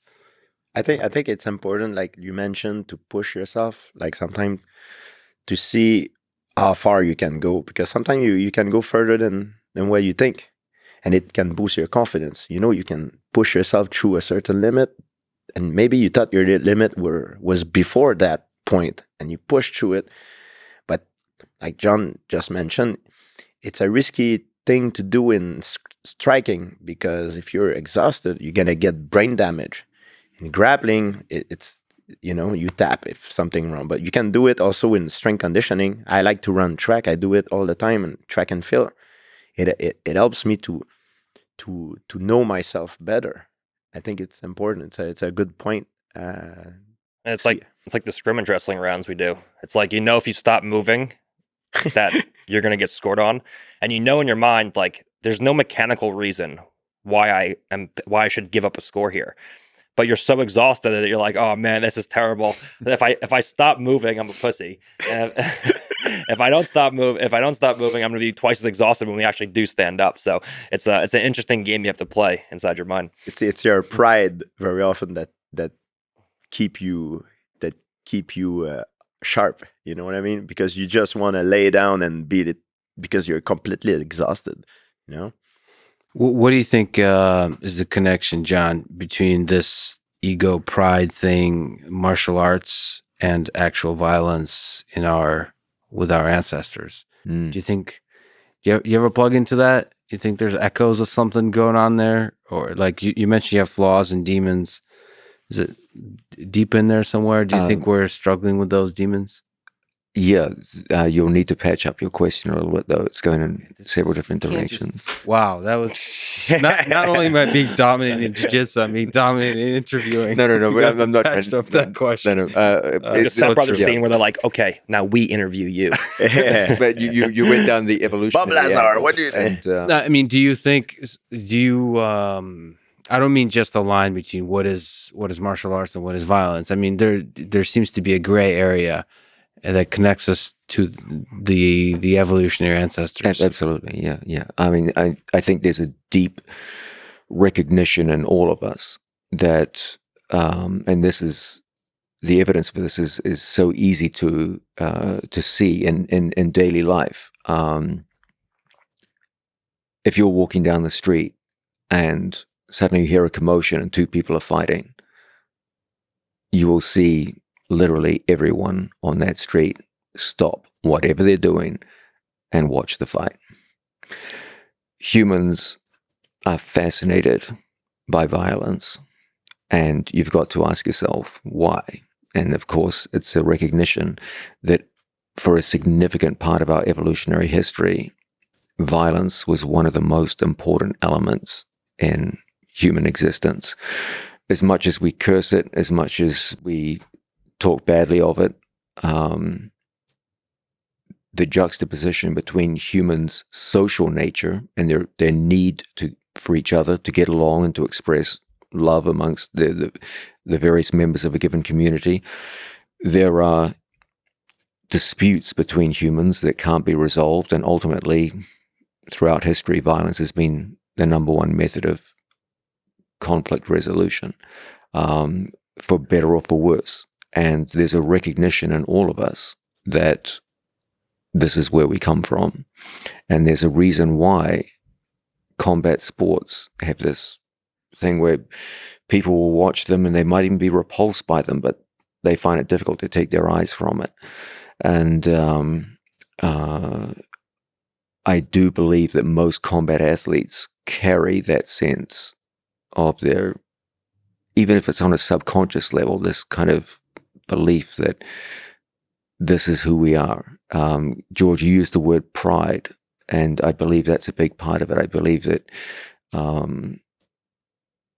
most humans have this sense of self-worth and pride, which they're willing to fight for. And if it gets crossed by someone else, they're willing to stand. Some people will stand more early, and some people will be pushed further back. But everyone's got that line beyond which they won't be pushed. And there's some kind of deep recognition in all of us that we have that somewhere within us, no matter how hard we try to bury it or what have you. And that's why I believe there will always be this eternal interest in combat sports. Now,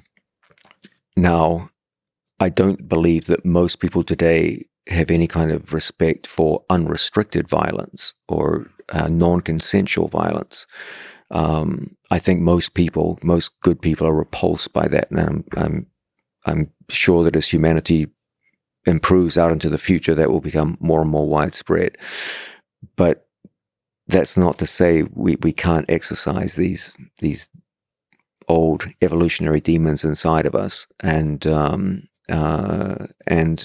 sometimes there are just disputes between different people, different cultures, different nations, where ultimately it's going to come to into a shoving match, and that will degenerate further into violence. There's always going to be a need for humans to be able to express themselves through violent methods and to use physical force to get to their goals and objectives. Our need as humans is always to find a balance between the two forces of conflict and cooperation. We need cooperation because humans isolated from each other are more or less helpless and useless. In order to advance, human communities need to build and grow. And so that sense of cooperation occurs in most of our daily lives. But there will also be irresolvable conflicts where physical force has to be used to form a resolution. And so most human beings find themselves swinging like a pendulum between conflict and cooperation. And that is something which really gives birth, I think, to combat sports. Because, sorry. Well, I really have to ask you about this then. There's a guy in Harvard named Richard Wrangham, and there's a lot of people that believe this. He wrote this book that basically there's a lot of people studying is what happened. How do we get from apes to humans? Like, what was the magic thing, right? A lot of people attribute it to fire and ability to cook meat. There's a lot of different theories. So he actually, his theory, how do I describe this, is basically that the beta males won. That the apes that were able to cooperate. So the way you develop cooperation is there's a big bad leader that the alpha male that you can only knock off their throne if you cooperate. And so we built big tribes that just excelled at cooperation by practicing the overthrowing the leader. And anytime an alpha male would rise up, we would develop our skill further and further of cooperation. And so we're all just beta males, the descendants of beta males. That's his kind of theory that cooperation is fundamental, and it's so distinct to the rest of the neighboring animal kingdom. So Fascinating. I wonder what you think about this tension of violence and cooperation, and how important is this cooperation to the core of who we are. If you can look at it in a given training room. Jiu-jitsu and mixed martial arts is solo sports. A solo athlete steps into the cage or steps onto the mat, but all of your preparation is done in a cooperative training environment with many peers. Yes. And as much as it's an individual sport, all of your preparation is done as part of a group. There's a sense in which that's an interesting metaphor for humanity itself. Everything we do in life, we do alone, but we grow up in this given community and what have you. With regards to the whole alpha male, beta male thing, humans are, it's true, this fellow's correct. Most primates do have very strongly defined alpha males who rule the roost and determine the entire direction of the community they build around themselves. Humans, on the other hand, don't have an alpha male in that strict biological sense of someone who's responsible for the next generation, dominates all the female population, etc. Yeah, physically dominates. But we do, on the other hand, have our own version of alpha males insofar as we have political and sociological leaders who have a disproportionate impact on the direction of a community. So was the cooperation allowed us to have a greater scale of hierarchy with the alpha male on top, or the alpha creature on top? Yeah. No, that's a fascinating theory. Okay. In nature, we're very weak as a species, so we needed to cooperate in order to evolve.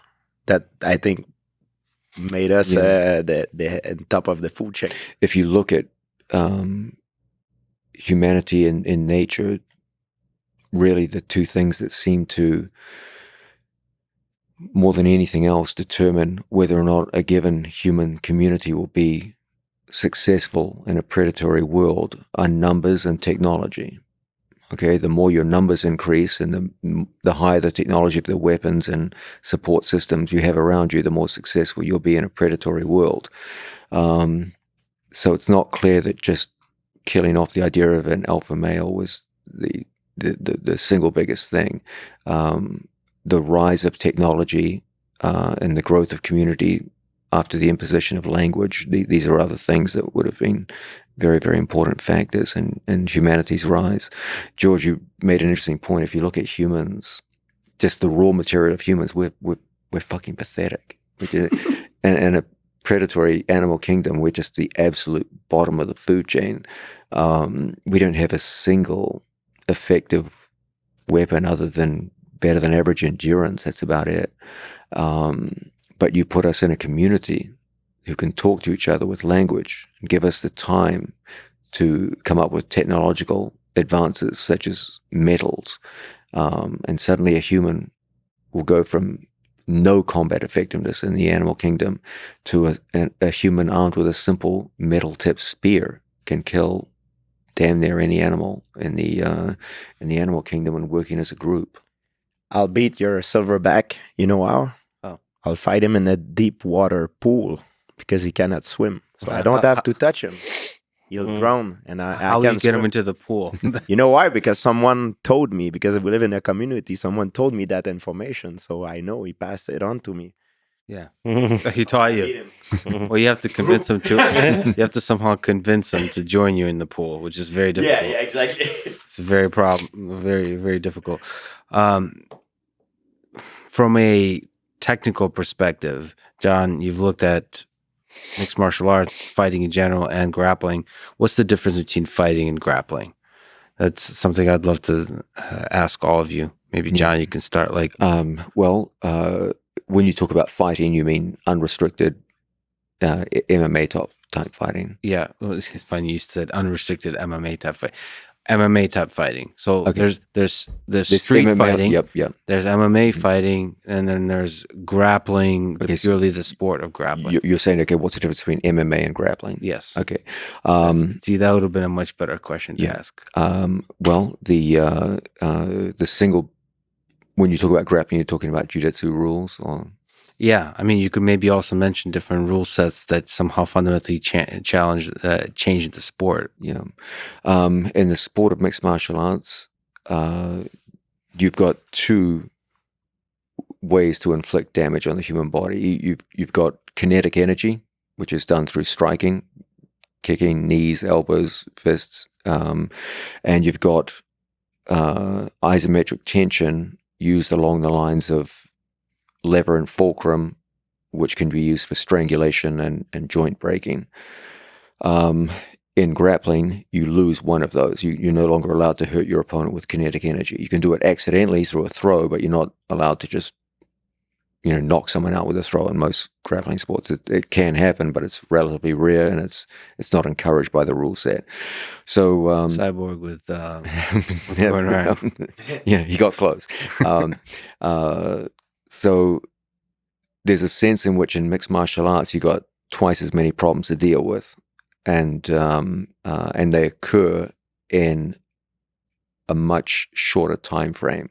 The single biggest difference between grappling technique as a weapon in human combat versus striking technique is time. Grappling technique takes a huge amount of time to apply. Okay, the great advantage of grappling technique is certainty of outcome once you get there. It takes a huge amount of time to set up a takedown, physically take them down, work your way towards a dominant position, culminating in your opponent's back, and then apply a stranglehold. That's a long chain of events, as opposed to a strong punch or kick, which can take a quarter of a second in application from start to finish, and the match is over. And so there's a sense in which grappling it's fighting for the patient and the calculating, whereas striking is much more for in this short time frame where everything gets done in the blink of an eye. There's a sense also in which grappling is a much more forgiving sport. You can make a terrible mistake, end up in a terrible position, and still fight your way out and win. In mixed martial arts, it's much, much less forgiving. If you get hit and stunned, your chances of recovery are minimal. You're going to get swarmed on, and unless it's right at the end of the round, it's very, very hard to recover from getting hit and swarmed on. So there's a sense in which the biggest difference between them is time of application of technique. In mixed martial arts, it's incredibly unforgiving in terms of time. Even the smallest error can have the deepest consequences. In grappling, you can make massive errors and still come back and win.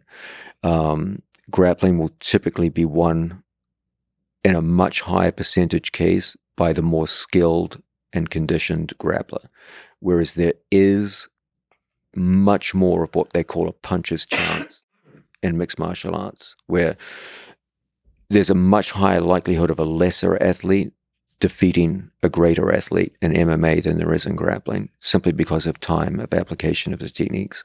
Even the smallest period of inattention in MMA, and the match is over. Gordon Ryan could fall asleep for 30 seconds, have his opponent mounted on and wake up and finish him 5 minutes later. That's not going to happen in MMA. Okay, so the stakes are much higher. You can do a lot of damage in a very small amount of time, and the temporal dynamics of how things happen is very different. Everything you'll see will be a reflection of that. Then you go further into things like rule sets. In the sport of grappling, if Gordon Ryan comes out and sits down in the middle of the mat, his opponent must follow him to the ground and engage. In mixed martial arts, if you come to the center of the cage and sit down, the other guy can just walk away from you. They're completely oriented in different directions. Grappling is ground-centered. MMA is typically standing-centered. At the beginning of every round, you have to start standing again. If I disengage from a ground grappling situation, stand up and walk away from my opponent must follow me up to the feet. In grappling, it's the exact opposite. If I sit to the ground, my opponent must follow me to the ground. It's written into the rule set. And so one is inherently ground-oriented and one is inherently standing-oriented.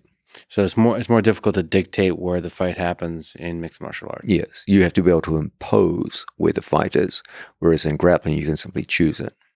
So, George, what is your sense of the difference in terms of how you approached it between the two sports? So you also are a student of wrestling and grappling. So in preparing for fights, what parts of grappling, purely the sport, did you have to leave behind?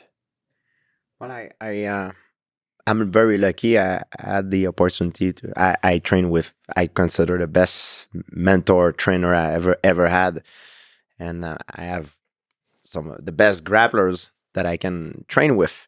They were there to help me through my career. So for my training is, of course, because I do not dedicate as much time in one specific area, it's hard to be, a world-class athlete in that in only one particular area. I always, for me, like the idea to be more well-rounded, to be very competent in every of those areas, striking, grappling, takedowns, and all those areas, than being just very good at one and not as good at as others, because I like the idea that it gives me more option. When I fight someone, I can mold myself to become the perfect nemesis to that person better if I'm more well-rounded. If I do not have those well-rounded skill, I don't have that option, You have less tools to work with, less technology.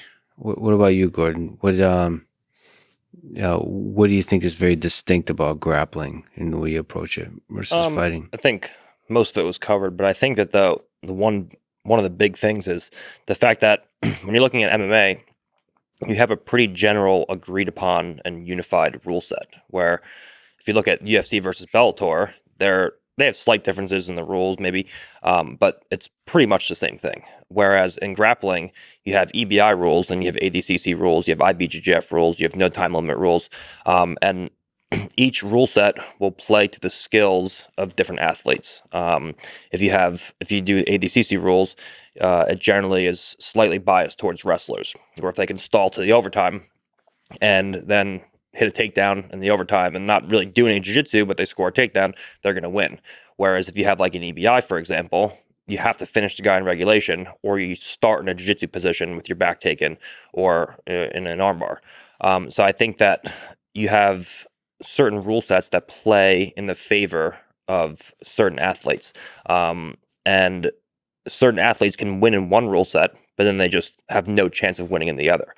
Like when I fought Yuri the first time in EBI, I beat him in EBI. The chances of me beating him on that night under an ADCC rule set were probably pretty low. When I fought Leandro Lowe under an ADCC rule set, he beat me that day, but the chances of him beating me on the same day in an EBI rule set were like next to zero. So I think it's interesting that in MMA you have one unified rule set, which have small differences, but they're all generally the same. And in jiu-jitsu, you have a wide variety of different rule sets that have biases towards certain athlete skill sets. You mentioned Leandro Lowe. I got to ask you again about ADCC. You have lost very, very few times in your career. This is the same is true for George. And the only person who has ever submitted you is Felipe Pena. At black belt, yeah. At black belt. He is ADCC world champion, multiple time IBJJF gi and no gi world champion. You may face him at ADCC or elsewhere in the future.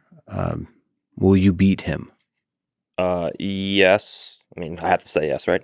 But I fought him initially when I first got my black belt. Then I fought him a year later, so 2016 and 2017. And despite what people remember about the match, and whenever people talk about it, it's like, oh yeah, the guy who strangled Gordon.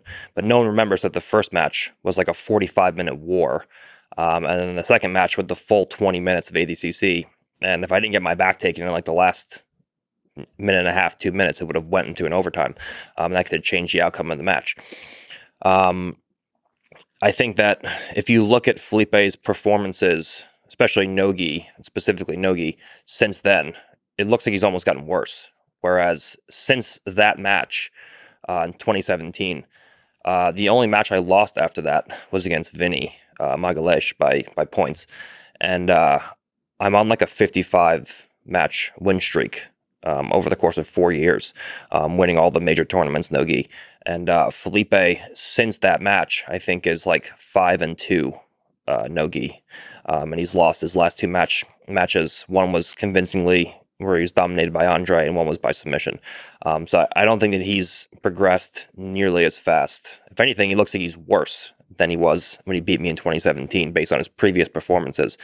That being said, I know he's going to come in training very hard for this one, and he's going to be prepared. But I just don't think that in terms of technical ability, he's anywhere near my level, and he was much bigger than me both times we fought.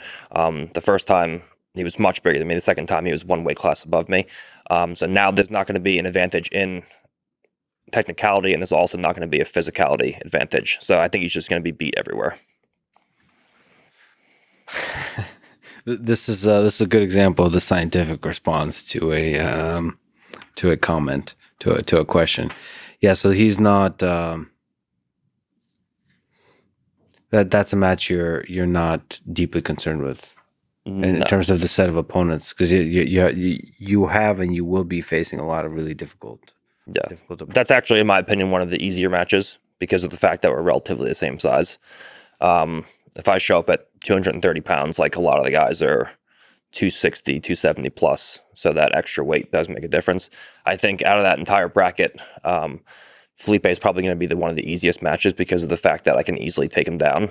And if I take him down, I'm going to pass his guard. Whereas I feel like the other guys, because they're so much bigger and they're very cagey, it may take me a while to actually take them to the ground and get on top of them. And I think they may be longer, drawn out matches because of the fact that they're so much bigger and stally. It's hard to take them down. But Felipe is relatively my size, and his wrestling is atrocious. So, and I've already taken him down in the last ADCC match. So I'm pretty sure I can just easily put him down, pass him, and then finish him.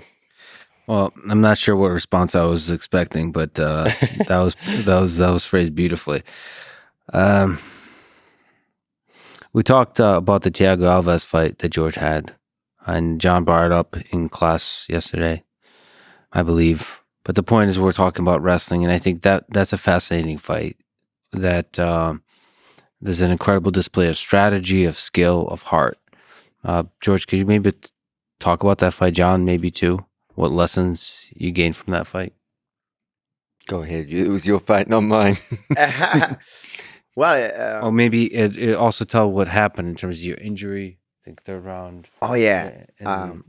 So I was fighting Thiago Alves, and in the third round, I tear my adductor muscle. It happened when I was on the bottom, and I think he pushed my knee down, tried to pass my guard, and I heard a pop. I didn't know what. I think you were going for an armbar. You were on his back. You switched to armbar, and he cleared the leg by pushing on your leg, and you went in with a pre-existing injury, and it tore. Yes, and it got worse, and I heard a pop. I didn't know what it was, but I know it really hurt. So I came back standing up, and there's a a famous video one that goes on the internet about when I go back in the corner, and I tell my coach, I'm like, I don't know what it is. I think I tore my adductor muscle. And Greg Jackson is like, I don't care, hit him with your groin. But I was very worried because I was in pain, but I did not know what I had. So I didn't know the gravity of it, and it plays on your mind.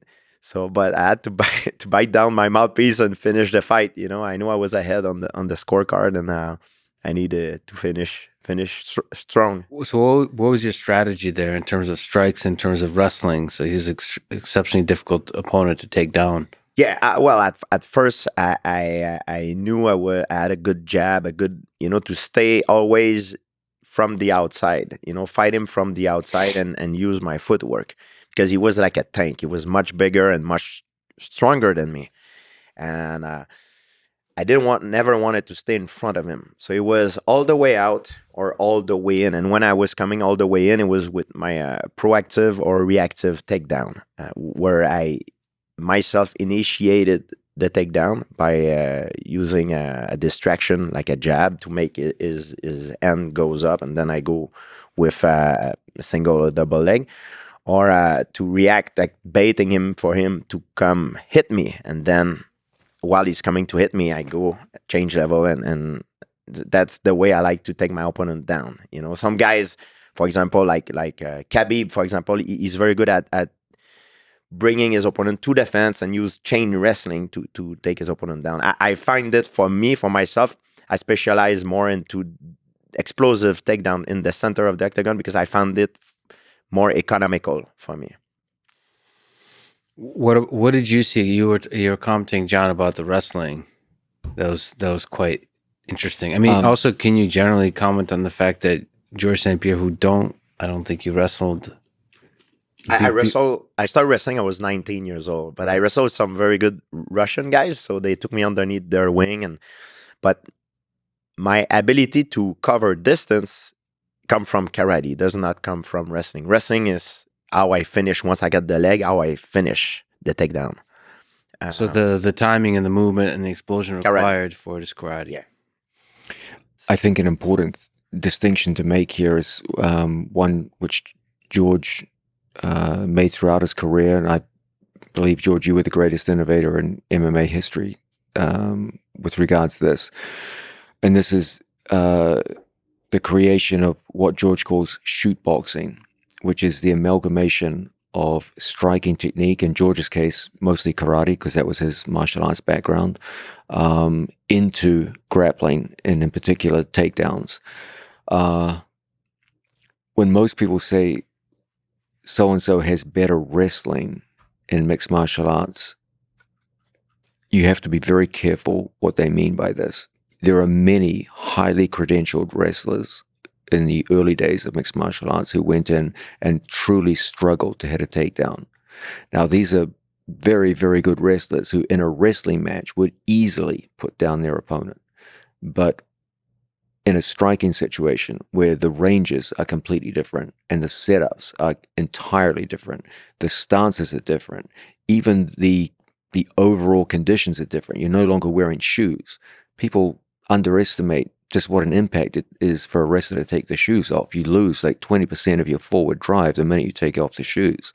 All of these make massive differences in whether or not you're going to be able to even make contact with an opponent for a takedown. As George pointed out, the true value of wrestling in MMA is finishing the takedown once you've established contact, but that's only about 20% of the action of a mixed martial arts takedown. 80% of it is in understanding range, rhythm, setup, opportunity, etc., etc. And that's not part of wrestling at all. Even the overall conditions are completely different. In the sport of wrestling, you start at very close range in a very bent over stance, and you're expected to wrestle in international styles for 3 minutes at a time. Now suddenly you're completely upright, and you're not wearing shoes. All the conditions, the rhythm and speed of it is different. The counters are completely different. It's just an entirely different animal. And so George was an early recognizer of this and started to put the emphasis on direct training for shoot boxing in addition to wrestling. So he practiced with very good wrestlers in the Montreal Wrestling Club, just the sport of wrestling. And that's what made him very good at finishing takedowns. But it was in his shoot boxing training, which he himself largely developed. Remember, George started at a time when MMA was pretty damn young, and when you entered the sport of mixed martial arts, George, it wasn't even allowed on TV. Like, it was completely banned. It was in his country. It was physically banned. They had to fight on Indian reservations, and this is way back in the Wild West days of MMA. And so, as a young developing athlete, he had to more or less do this by himself. If you ever want to hear some incredible stories, talk about teenage George St-Pierre. Had a coach who used to make him put on boxing gloves. Now, he was 16, 17 years old, and just put him on a hardwood floor against a professional boxer who was in his late 20s at the peak of his career. And he said, "George, you're not allowed to punch. You just got to take him down while he tries to knock you out." And it was crazy. It was like Darwinism. He was like, it's like you're gonna adapt or you're gonna die. Literally. Like, and he adapted. It could have been very bad, but it turns out to be great. His methods.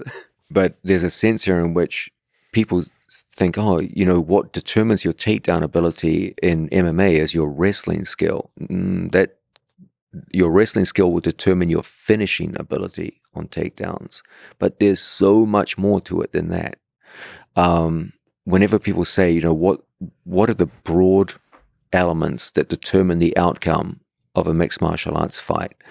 Okay, on the broadest possible level, and I always give the same three things. the athlete who can dominate the pace of the match, the athlete who can dominate the direction of the match, and the athlete who can dominate the setups will win the vast majority of fights they're in. Those three things, the direction, the pace, and the setups. You dominate all three of those, you're going to win 90% of the matches you're in. George could always dominate the direction of the fight because he could stop the other guy taking him down, and he could impose his own takedowns at any point in a match. So whether it went to ground or whether it stayed standing was always up to him. George had the most sophisticated array of setups into takedowns that I've personally ever witnessed. The whole distinction between reactive and proactive takedowns came very early in George's career, and he excelled in both. Most people tend to favor one or the other. Most athletes have a very hard time imposing their setups on an opponent, and as a result, they have to use the cage as a crutch for their setups, where they just bully someone towards the cage and then put them down on the cage. George is one of the very few people who was equally good against the cage or in the open, and could do so in both proactive and reactive situations. And the scary thing is that as good as all of you saw him look in the octagon, anyone who knows George as a coach will tell you he was twice as good as that in the gym, where he would often go against people several weight divisions above himself. I could sit here all day. I won't name names, but I always laugh when people say, oh, this is the greatest pound for pound guy of all time. And I've personally seen George take that guy down and crush him in the gym, and I can't say anything because it's rude to talk about that in public because it's just training. But I've seen George go with people all the way up to light heavyweight, some of the greatest names in the history of the sport, put them down, advanced position on the ground, and dominate them in training. It's what he did during that time. George, I got to say, I deeply admire many of the things I saw you do, not just in the octagon, but in training as well. It's the impact that you had on the degree to which takedowns were used in the sport was absolutely inspirational. That's why one of the reasons why I always say you're one of the only athlete I ever met who taught me more than I taught you, because you opened my eyes to a whole new world of shoot boxing, and how I grew up in a time when I was laughing before when you talked about Sugar Ray Leonard. I was a kid watching that match, and I grew up in a time where there was boxing and there was kickboxing, and then I came to America and I learned grappling, and this young man here was the innovator when it came to the integration of the two. Well, then I have to ask, because George sits here uncomfortably being complimented. If George St-Pierre and Khabib Nurmagomedov face each other in their prime, who wins? Ooh, that's a very, very loaded question. And how? Yeah. Like, what are the different trajectories you see? Okay, how does each one win in your view? If one wins or the other one wins, what happens? Interestingly, they're actually very similar in size, despite the fact that George fought at welterweight and Khabib fought at lightweight. If you actually see them stand next to each other, they're of similar height. Khabib's actually a little more thick set. He's heavier than Yeah, he's actually heavier than you walking around. George walked around most of his career between 188 and 191 pounds. And so Khabib actually would, ironically, have a kind of size and strength advantage, despite being in the lighter weight division. That's been the general trend as MMA has grown, is that athletes will come further down in weight to make weight divisions. I believe that George has the best takedowns in history in the open, in the cage. Khabib his great strength was using the fence to facilitate takedowns. Khabib's other great strength was not only his ability to take people down, but to keep people down for extended periods of time. Both of them were powerful strikers on the ground and could do terrible damage to opponents on the floor. So they're both very similar in that regard. Khabib was mostly a puncher from the back. George was mostly an elbower from the front. But both of them could lay waste to opponents with strikes on the floor. Both of them were highly competent with submissions on the ground. They weren't submission specialists in the sense of someone like Gordon Ryan, but they were certainly no slouches with submission holds. It's just a fascinating idea. So it's almost like who gets the first takedown? Yeah, I do believe that they could probably stand up on each other. I don't think either one of them would be able to hold the other down for a whole round. Both of them are notoriously difficult people to hold down. So I don't think that whoever won the first takedown wins the match. I don't think it's like that. I do believe that George would hold a decisive advantage in striking and distance management.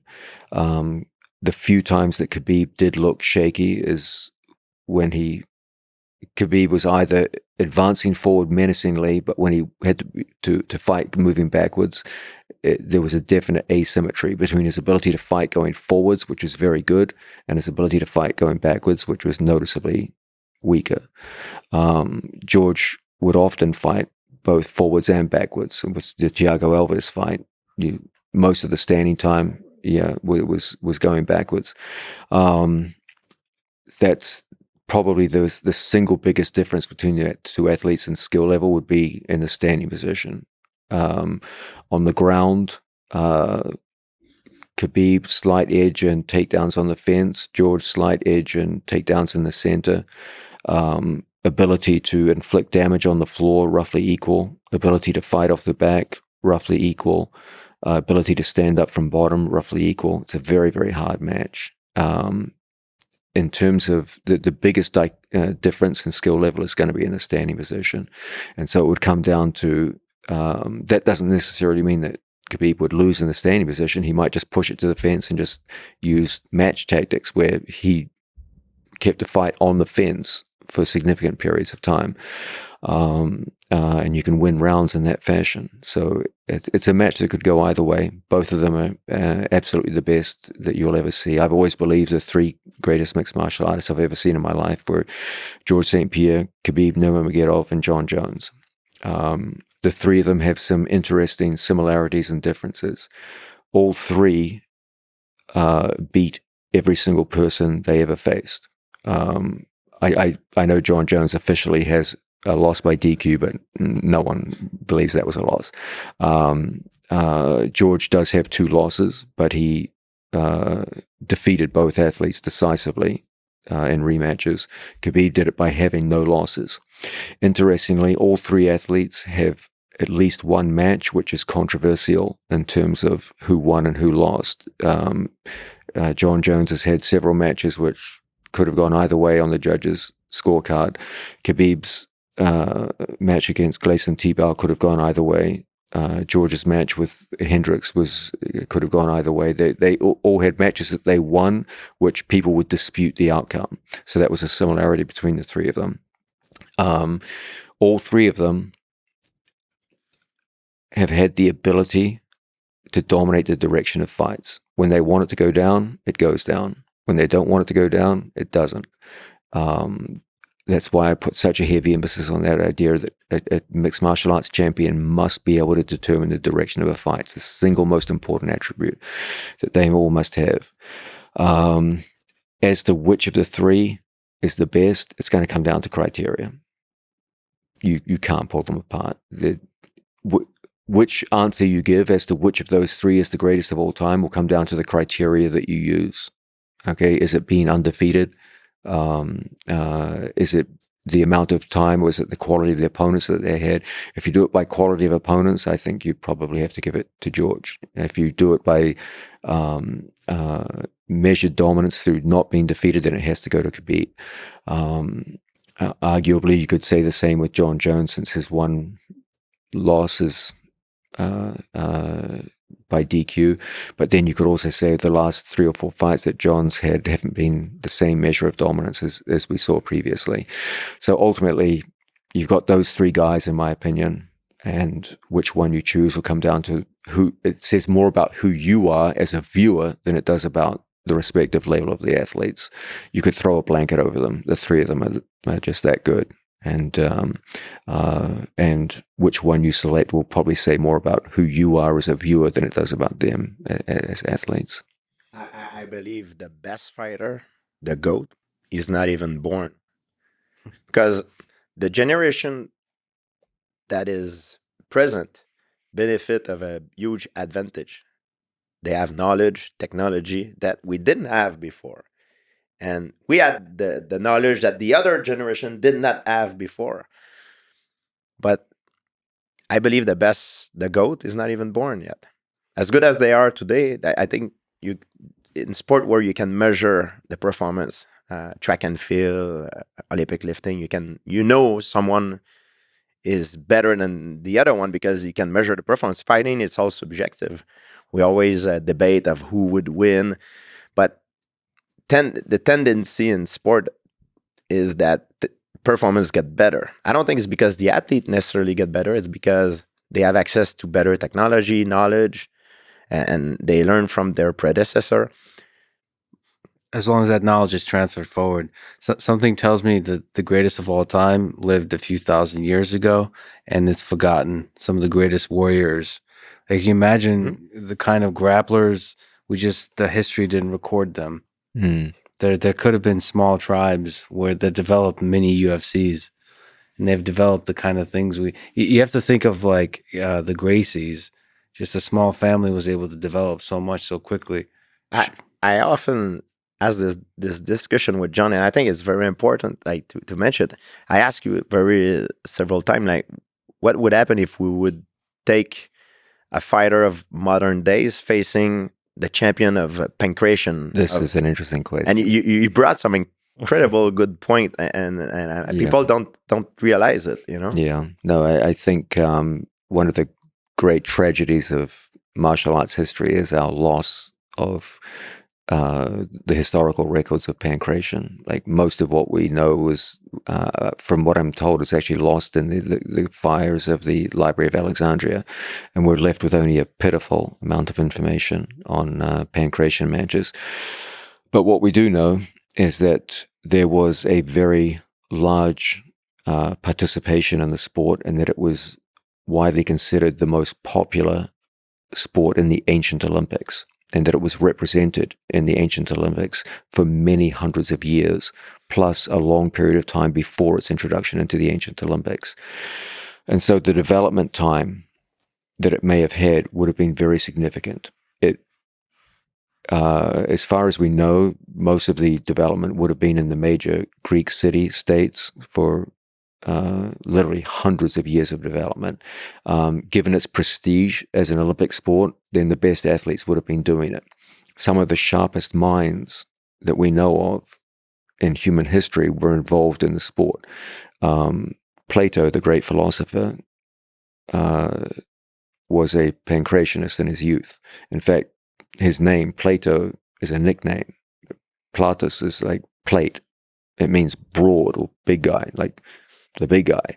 And he spoke often about Pankration in his written works. Imagine people with the intelligence of Plato thinking about grappling technique for hundreds of years in the most popular Olympic sport of that time. Significant numbers of people with financial backing, as city-states put great prestige upon Olympic success. They would have funneled athletes in, brought in the best coaches, and they had that for many hundreds of years. Like, it's quite conceivable that the best Pankration athletes were of the absolute first quality. And it's so sad to think we'll never know what was their skill level. And it's interesting to think about what kind of techniques they developed, whether there's stuff we haven't discovered yet. In class, you were talking about the most effective takedown strategy in wrestling, in collegiate wrestling. So maybe let me ask first, because we offline talked about this too. What is the highest percentage submission in grappling? Overall, you have to go with the rear naked strangles from the back. If you look at most tournaments, most rule sets, it has success across all rule sets, all weight divisions, all body types. It doesn't require any kind of specific physical advantage such as height in order to be effective. It works equally well in both fighting and grappling. It will work regardless of how physically and mentally tough your opponent is. Okay, a heel hook is a very high percentage technique in modern day competition. But if your opponent simply makes up his mind that he's just not going to tap and is willing to take the physical damage, it won't result in the end of a match. A stranglehold, by contrast, will always end a match, regardless of your opponent's mental toughness. So I believe it's fair to say that at the end of the day, the single most high percentage method of submitting people in grappling is a rear naked strangle. So when you look at an athlete, maybe Gordon, you could speak to this. Like, what's the best? You mentioned Gary with the guillotine. What's the best submission to really invest in? Is it the rear naked choke? To really invest your development, like understanding the entirety of the system that leads into that. I think that, I mean, you have to do them all, obviously, but if I had like one submission only one submission I could pick for the rest of my life, it would definitely be a rear naked. Can you explain maybe some of the actual technical details of why that's the case? Well, as John spoke about, they're different in joint locks, whereas you don't have to tap. You can just let your leg break and then keep going with the strangle. There's no, there's none of that. And then it's just an inherent advantage you have being behind someone. Whereas if you go for an armbar, you start from top mount and you're facing the guy, and then you put him down and you're not directly behind him. With leg locks, you're facing the guy. Whereas when you're on someone's back, you have them in a pin where you can, your chest to back, you have a body triangle in, you're pinning the guy in place. He can't explode out. He can't grease his way out most of the time. And there's an inherent advantage you have being behind him due to the fact that we're poorly set up to deal with threats behind us. So would you say that's the most dominant position in jiu-jitsu, like more than mount, more than side control, more than... I think if you look at most matches historically, most guys who get stuck in positions for long amounts of time are guys with their back taken. If you get an explosive guy from bottom mount, he can bridge and he can off balance you and lock half guard maybe and then work back to guard. But if someone locks a body triangle on your back, that's where you see most guys getting pinned in place for long amounts of time. Was the body triangle like a well understood thing?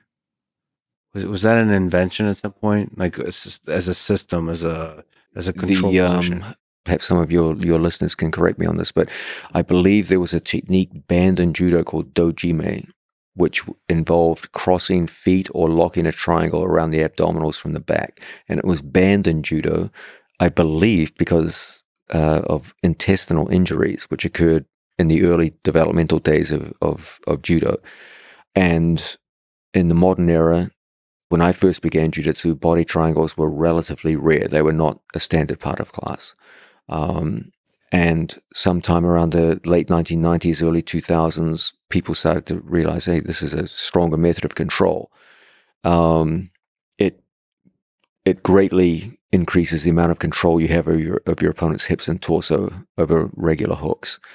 It's not for all athletes. It's difficult for most people who are of shorter, thicker stature to employ on big people. If your opponent's very broadly built through the stomach, it's almost impossible to apply. And so because it can't be applied by all people, it tends not to be taught much at beginner level. So as a result, it was always seen as a kind of a specialist move for taller athletes at a higher level of competition, rather than a broad-based move for everyone of every body type in every class to employ. So it just didn't get emphasized that much. But in top-level competition now, I think you would see that it's very apparent that the vast majority of athletes, whenever they have the opportunity or a choice between body triangle and regular rear mounts, the majority of modern athletes would choose a body triangle. So we also had this conversation about wrestling. Maybe George, you can comment on like what's the highest percentage, not statistically speaking. Perhaps that's also interesting, as John talked about. But just for you, in terms of mastery of a takedown, what's the best way to take down a human being in wrestling? Well, I personally, for me, it depends. For every fighter are different. They have a different set of skill. For me, when I look someone who want to bring down a tree, a big, strong, high tree, he cut it from the base. So the legs, that's what we stand on. So it was to attack the leg. But is it single leg, double leg? Is it, we talked about like, there's also the John Smith low single, which actually I don't even know if that's applicable for jiu-jitsu at all.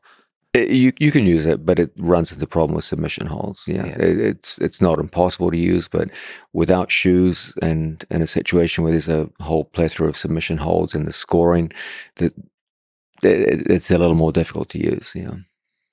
It is interesting. Something being a high percentage in terms of effectiveness tells a story. You're saying that every athlete is different, but if it's more effective for most people, I mean, it's interesting. It's interesting. What John talked about is that the highest percentage thing is actually in collegiate wrestling that he was talking about is on the defensive side. So blocking a takedown and then spinning around to the back. So that's an interesting idea. Then also there's all of these kind of going in for a single and then switching to a double, or wizard position and doing knee tap. Like there's all these kinds of combinations that seem to be effective when you look at the statistics. And it seems like there's maybe it's a scientific way of thinking, but it seems like there is some conclusion to be drawn there.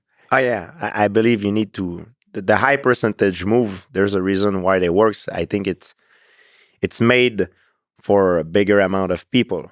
For example, I one of my main strength, athletic strength, is I'm an explosive person. So I'll use technique that are explosive. If I got a single leg, my one of my thing I like to do is to go for the double, power double. But for someone else who got, for example, in a single leg position, maybe he likes like body throw better. He's more a Greco guy, like or he's a judo guy. He's gonna go for something else. So, but there is moves that are, I would say, like you just mentioned, are universal. Like statistically speaking, they're the highest percentage move that works for pretty much everybody. Everybody pretty much can do an adaka Jimmy. It's very easy. But it's not everybody that can lock a triangle with their legs. So those move like a rear naked choke, adaka Jimmy is the highest percentage move because it's maybe more accessible. It's accessible for a bigger range of based people. on the physical characteristics of the people. Do you draw any wisdom from these high percentages, John, for like in terms of what to focus on? Yeah, absolutely. Jiu-jitsu has an ocean of moves, and you can get lost on that ocean. You can drift for a long period of time and end up with very little to show for it. Yeah. So my whole thing is focus. We only live one lifetime, and your training lifetime is even shorter than your actual lifetime. So in that time, unless you die on the mat, that's true. The same. I put a very high value on choosing what I believe to be the most high percentage moves and putting an extraordinary amount of focus on them. The only problem is that in one generation, a move which can be considered low percentage might actually turn out to be high percentage in another generation. For example, we talked earlier about leg locks. When I was first started jiu-jitsu, they were considered the ultimate low percentage move. And a big part of my career has been convincing people that, in fact, that was incorrect, that they can be a high percentage move if we just change our approach to them. So we can't just follow tradition and say, oh, this is low percentage or this is high percentage. It has to be part of a fairly systematic study where you investigate what are the reasons why it's high percentage or low percentage.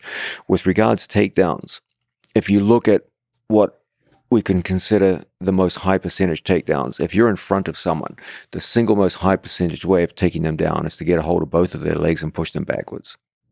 Okay, if you get a hold of one of their legs and put a force on them, they can use their other leg to defend themselves and hop around and funk their way out of takedowns and cause all kinds of problems for you. I don't care how athletic your opponent is. If you get a hold, a firm grip of both of his legs and start pushing him backwards, he's going to fall down to his butt. Now, he might be able to recover from there, but he will fall down. Even easier than that is to be behind someone. Takedowns from in front of someone are difficult. You go right into their hips, their head, their hands, you go into all their defensive weapons. If you're already behind someone and you're doing what in America they would refer to as a mat return.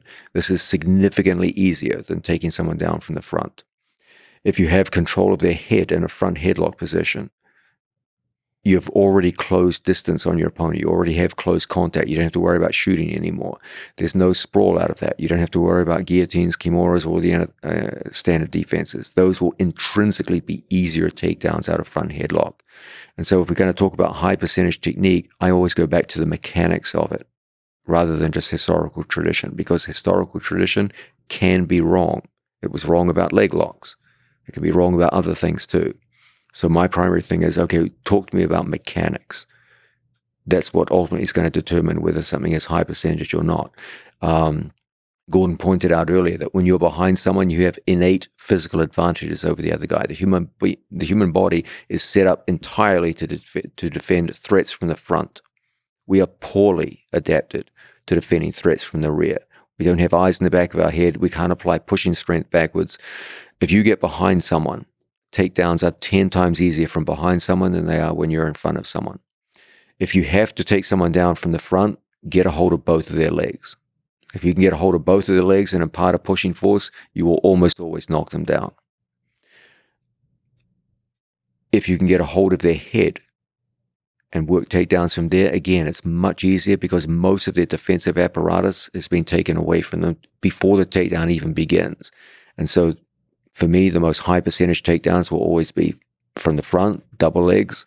From any takedown from the back is going to be significantly easier than any takedown from the front. So all manner of mat return takedowns are going to be very high percentage. And takedowns done out of situations where the opponent is broken down in front of you and you have either front headlock or front chest wrap position are going to be significantly easier than takedowns from the open.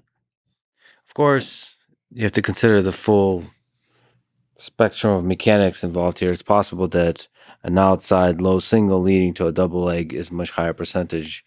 It's like there's a lot of chain wrestling yet, that needs to be considered as a possibility. Maybe a straight on double. And part of this cultural too. Are people afraid of this kind of thing? That they came to be the case with leg locks. Are people aware of this? Are they worried about this? Are they training for this to defend this? And then it's opponent specific, of course, that, with Jordan Barros, people were preparing for the double, which is why he had to develop a whole other kinds of different stuff. And then the head to all the different controls, all the different ties within the rule set. And that's where it's so fascinating to see the effect of rule set and all of this.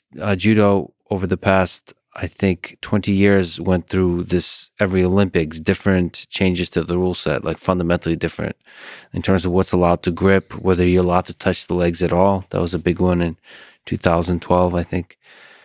And that changed the sport completely. And so interesting. It's so interesting to watch how a tiny change in the rule can change the sport at the highest, when you're talking about people competing at the highest level.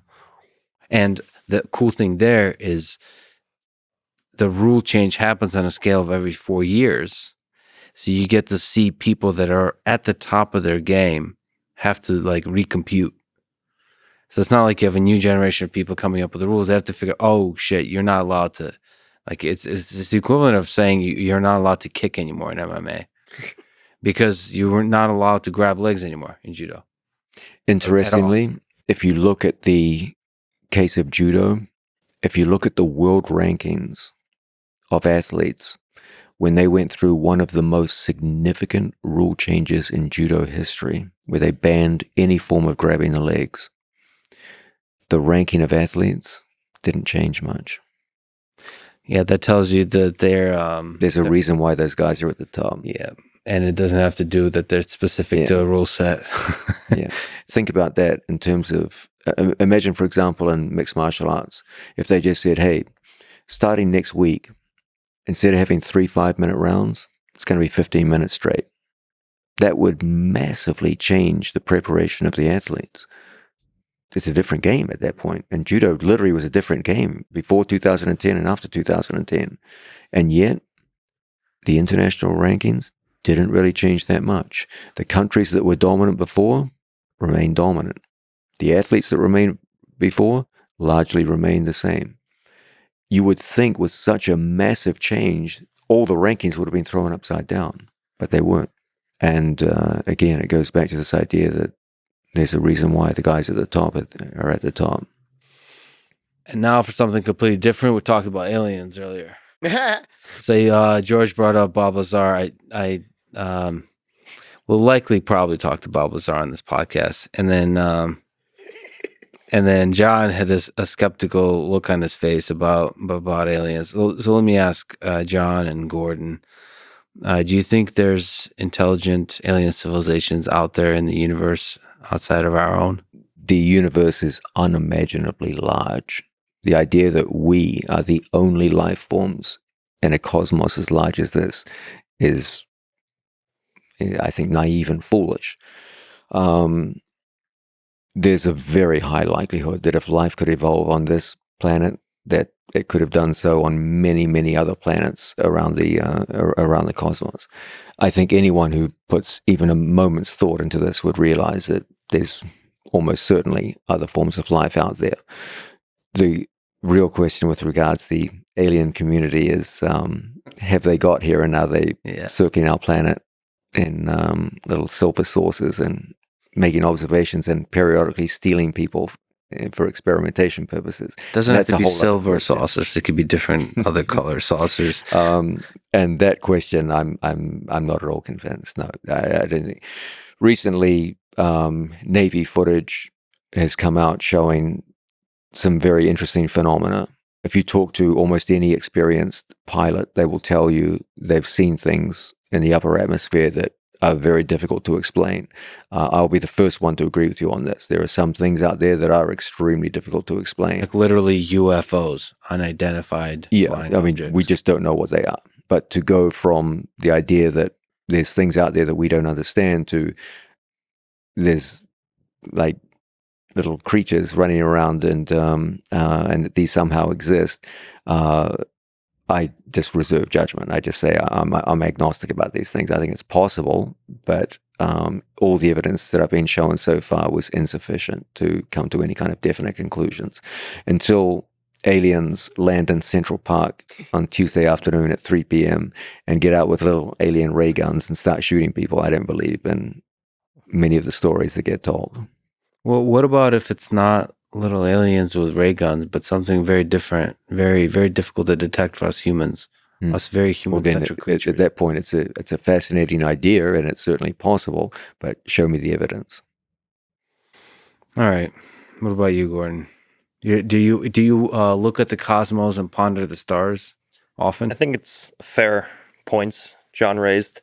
Something really interesting I saw the other day was someone posted, like, if an alien or civilization 65 million light years away somehow managed to look at Earth, they would theoretically see the dinosaurs because they're 65 million light years away. So, like, imagine us looking at galaxies that are 100 million light years away. That's 100 million years ago. You have no idea what it looks like now. So that's what's super interesting to me about it. Yeah, the expanse is huge, and so much cool stuff could be going out there. Yeah. And the scary thing, of course, is if they haven't visited us yet, there has to be a good reason for it. And the set of scary reasons involve the fact that they maybe once you get sufficiently advanced in your development, you destroy yourself naturally, as humans seem to be approaching now. We more and more have the tools to destroy ourselves completely in terms of our weapon systems. And we're developing them more and more, and they're becoming better and better. And then we're starting to get angrier and angrier on Twitter and Instagram with each other. Those are good points you're raising. History has taught us that everything that lives one day will die, so we will perish. One day, yeah. We will. There's also just the sheer difficulty of travel through space. Like, space is an unimaginably inhospitable environment, and to the best of our knowledge, even the theoretical speeds that we can attain in space, even if we could travel at the speed of light, we're not even remotely close to that. Still, the distances that need to be traveled to get to even relatively close solar systems are very, very long. If you look at astronauts who have spent significant amounts of time in space just orbiting the Earth, it has severe health effects on them. We're just not built for space. We're supposed to be in a gravitational environment. By we, you're referring to your biological meat bag that's containing the essence of the mind that is John Danaher. Maybe we can transfer the mind alone. So the bag, the meat bag is not designed for space, but maybe but again, this is all contents of the mind is. It's possible, but what do you think of concrete evidence for you folks who like difficult things? What do you think about Elon Musk wanting to colonize Mars? Is this something you find an interesting or a aimless pursuit? I think it's a must or a salvation. We need to leave at some point the planet, because historically in the past, we know that we've been bombarded by asteroid, volcano. There are crazy things happen here. It's very unstable. You know, if you look at it through a lifetime of a human being, it's nothing. But just look 12,000 years ago, what happened, you know? So there's cataclysm that happen all the time. It's very unstable. So if we want to survive as a species, I think we need to get out, to be able to get out and spread our seeds. So these are the early steps on a really long journey. But is there something about, like, you know, we don't get that exploration from most of modern society. You know, the kind of exploring that people did throughout the centuries of, you know, coming to the North America, throughout, we were shrouded in physical uncertainty of what's out there. And now we get to do the same kind of exploration with Mars. Is there any aspect of you that wants to travel out to space, that wants to travel to Mars? You know, the goal is to allow civilians to travel, perhaps in our lifetime, meaning affordably. You can do so now unaffordably. Traveling to space and traveling to Mars are two different things. I think I would like to travel into space. I don't know if I would like to travel all the way to Mars. Because of the risks involved? Just because. Boring? Is there some part of you that enjoys I think that if I was like towards the end of my life, I would like to travel to Mars. Because it would be nice to die on Mars. Just for the experience, yeah. But if I go to Mars, I'm not coming back. Like, that's it. One-way ticket. Maybe with the technology we have now, maybe in the future, maybe the children of our children will be able to experience that, to go to the weekend on Mars.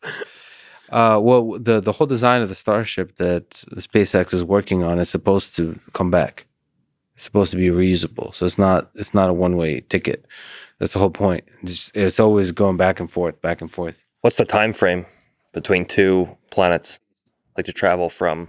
I think the current thing, you'd be stuck on Mars for 2 years. But how long does it take to get from Earth to Mars? Oh, it's pretty. I'm not exactly sure, but it's pretty quick. It's pretty quick. Like, I don't know, on the scale of months, not scale of years. You might not be healthy when you come back. You know, all the astronauts, they experience health issues. You know, they lose a lot of muscle mass, bone density. So, yeah, I don't think the technology is good right now. I mean, let's say that if it is, I would love to be doing it for a weekend. If it's safe, I would love to be the first one to for a professional fighter who sacrifices his body for something. So there's some sacrifice we do in life, right? I don't want to be the first. I wouldn't want to. I leave the other one, but when I know it's safe, okay, count me in. So one of the things that people say, and this is something I wonder about, is it's like having children or something. Once you're out in space and you look out and you see Earth, you look back at Earth, that's an experience that's unlike anything else. Like, you can't replicate it here. Is to look back at that, like, blue dot. And that, really nerve-wracking. Oh, like, shit, you see, like, Earth disappear into the distance. Yeah, disappear into the distance. And then you get to actually stand on Mars and see, and just to look, you're standing on the ground and you're looking out and you see the planet from which you came and where you might not be coming back. But there's a challenge to the whole thing, where the risk is tremendous. And I don't know, I find that risk really compelling for some reason, but that could be just the exploration. I guess that's a genetic thing too. How much do you want to explore?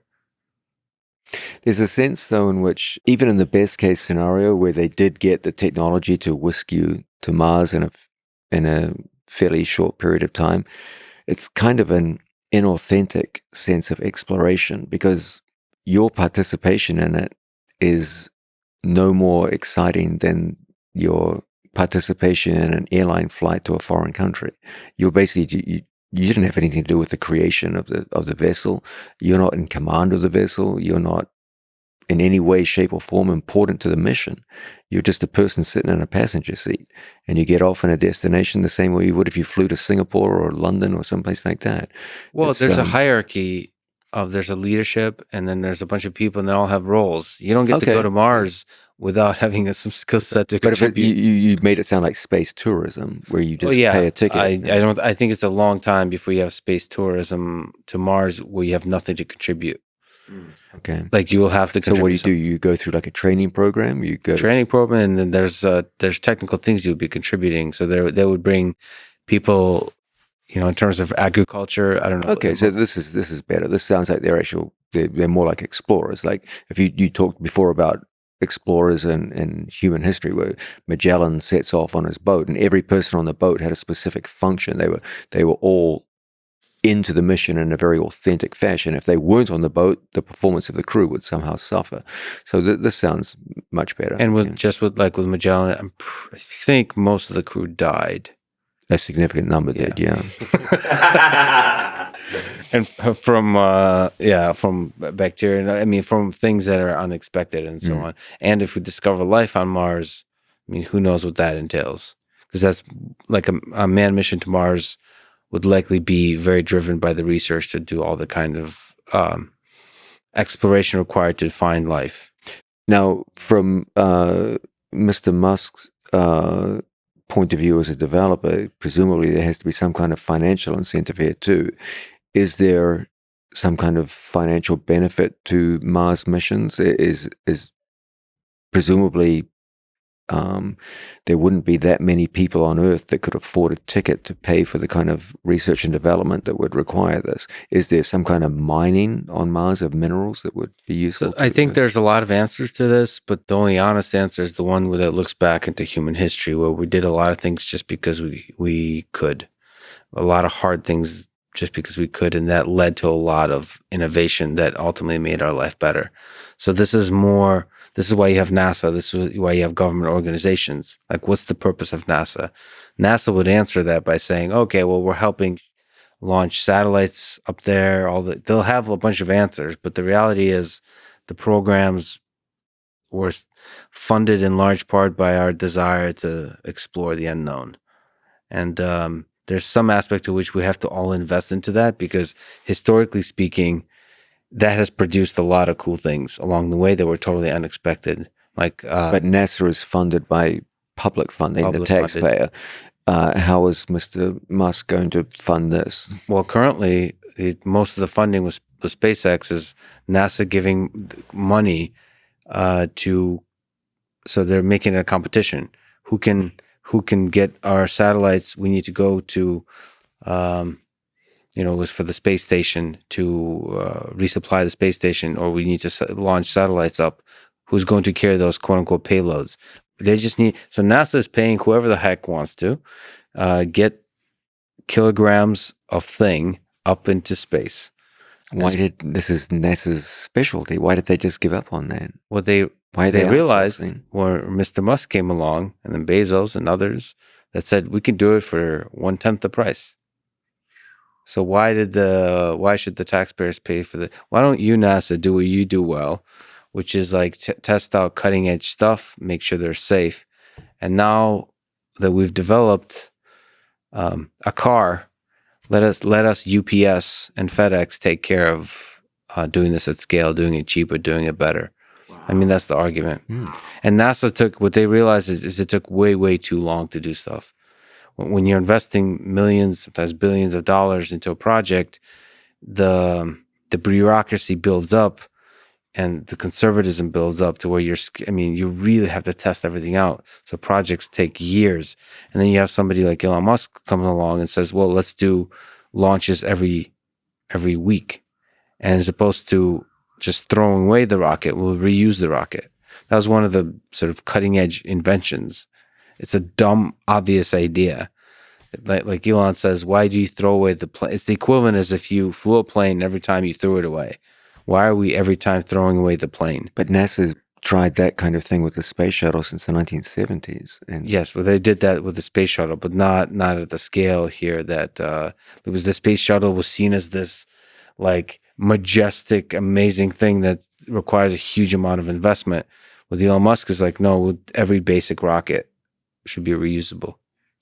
Cut cost. Do you think like the more technology we have, the more advanced we become, the more specialized we need to be? Like, is that for that reason that now there's different branch? Like you just explained now they're specialized in this, but they left other branch. Yeah, there's greater and greater specialization as we build up more stuff, which is fascinating because is it making us more dumb in a way? Do you think like yeah, I don't know, like you know, Helpless, but maybe. like I use a cell phone, but I don't know how to build it up from like. I mean, it's that beta males building up this whole society because we're this collective intelligence.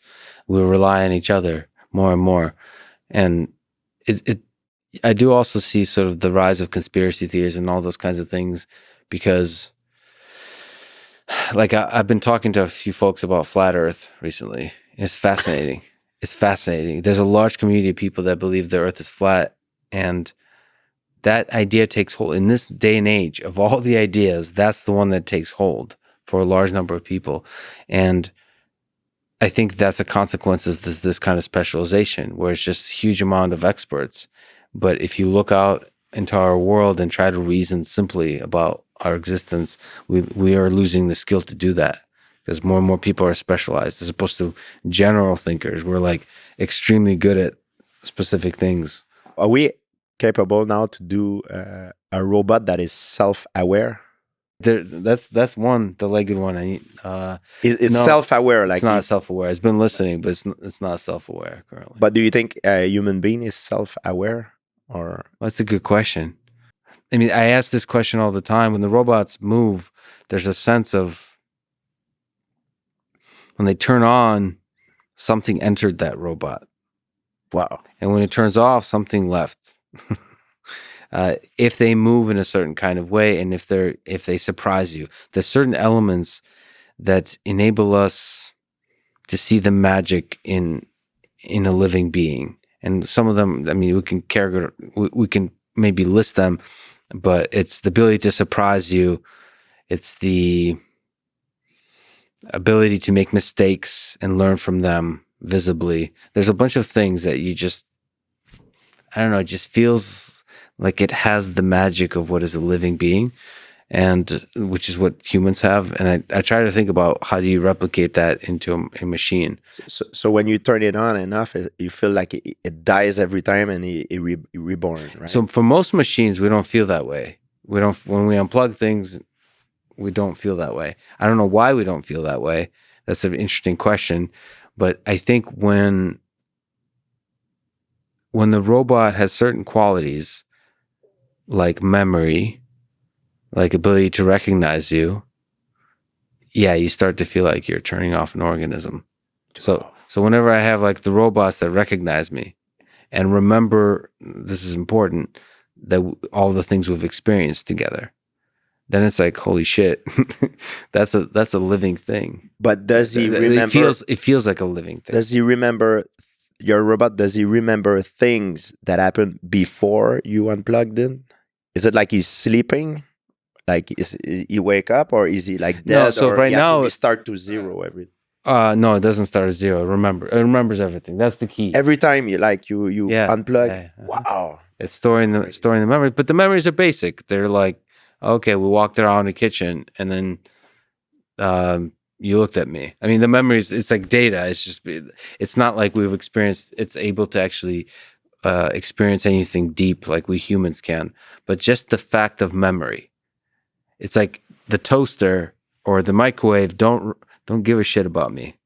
They don't know me. They don't know me by name.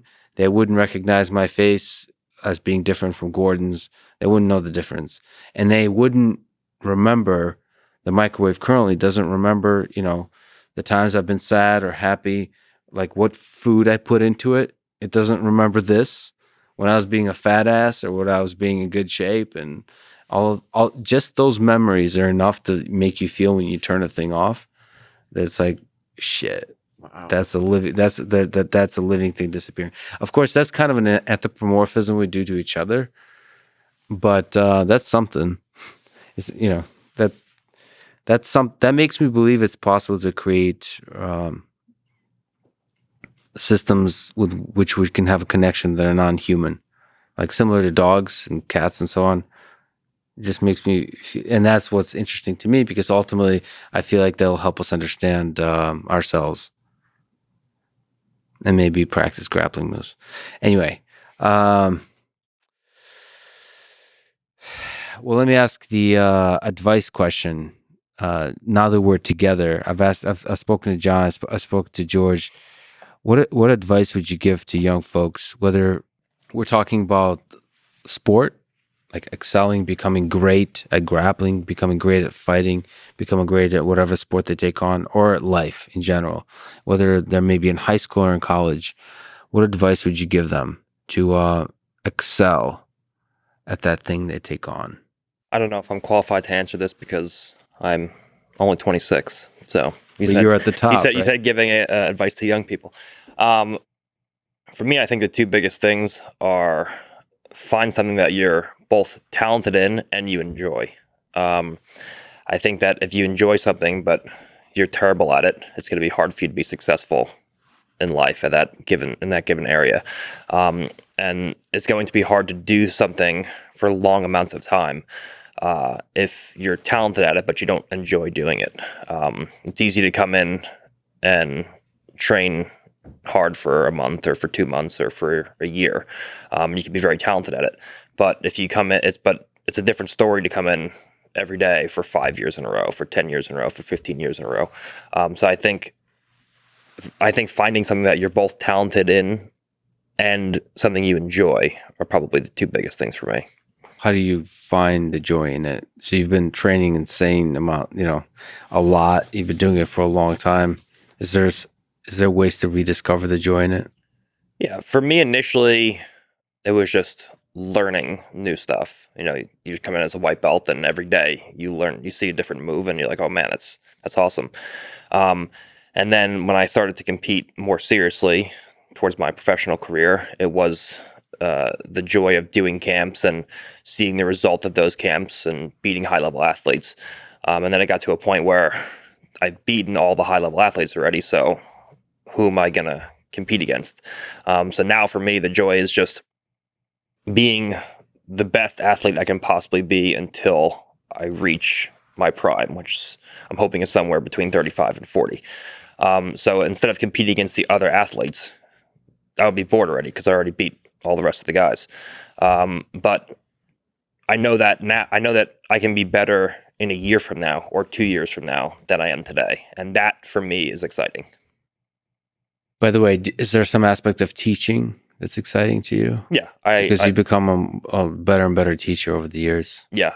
I definitely I enjoy teaching, and I used to teach a lot before I met John, and then I met John, and I was like, yeah, I just have no idea how to teach. So that's like a completely different element of the sport. Doing things and being good at doing things, or being good at winning, and actually being able to communicate those skills and knowledge to a vast amount of people is two completely different things. George, advice for young people like yourself? Well, first I would tell them, find what you want to become, what you want to do, and long term, use certain things maybe sometimes you don't love, but where you want to propel yourself in the future. Not what your parent, your friend wants you to become, what you want to become. So once you find it, you cannot doing it by yourself. Everything that is big achievement in life, we cannot doing it by ourselves. So what I would say is, second thing is, try to build up your team, and try to build up your team to be able to achieve your goal of people that are competent and people that you trust. You need both competency and trust. I see a lot of people sometimes in business, for example, they hire people that they trust, but they turns out to be incompetent. So now you have to fire a friend, or otherwise your business is going down. The same problem if you do the opposite. You hire someone that is competent, but you cannot trust is gonna screw you, you know? So it's very important to stay away from the negative, build up your team, people you trust and that are competent. And I would say the third one is to work hard, to sacrifice yourself. Yeah, you have to go through hell sometime, but you have to see the light at the end of it, you know, to keep your dream in mind is going to give you the motivation to go through the tough time. It's nothing easy to go work is nothing you can accomplish without hard work. The fourth one, I would say, to invest on yourself constantly. If you do not invest on yourself, on whatever you are, in which business and sport, the game will catch up to you. For example, if you become champion at something and you stop improving, the other guys that are trying to be champion, they're going to catch up to you. So you need to invest on yourself. And most people, most athletes, they make the mistake when they start to having money, they buy luxury stuff. And that's one thing I didn't do. When I start making money, I was investing on traveling to New York, training with John Gordon and the guys to learn what is new in the game of jiu-jitsu. I used to go in Thailand, train Muay Thai, in Los Angeles to perfect my boxing skill. So instead of taking that money to buy me jewelry, cars, and to do what a lot of guys do, because it's a mistake, I invested on myself because I know there were people coming, they don't want my place, so I didn't want them to catch me. And the last one, I would say, it seems weird, I would say, to give back. And it's not because I'm a nice guy. And it's not that, I don't say that to look good. I say that when you make it, it creates opportunity where you can help certain group of people. But when I say give back, not give back to everybody, to anybody. Give back only to the cause that you want. I give back, not because I'm a nice guy. It's kind of selfish. I only give back to the people that I want to give back. Because I give back to them and I know that if I'm more successful, I'm going to be able to give back to people I love, to the cause that count for me. So it brings me more motivation because I don't compete for myself anymore. I compete to help people I love in a way. So when you reach the top in your game, you need to find new motivation. If you're satisfied, is the end of it. Your success will go down. So you need to find new motivation. What can motivate you? You know, what do you want? Oh, I want to help this, so I need to be successful. I want to, you know, you need to find reason what do you want to do with your success. So when I say give back, it's not because I'm it's not to look like a nice guy. It's to keep your motivation to be able to keep climbing the ladder even more. That's beautiful, George. John? First off, the two responses given so far cover, I think, the most important things already.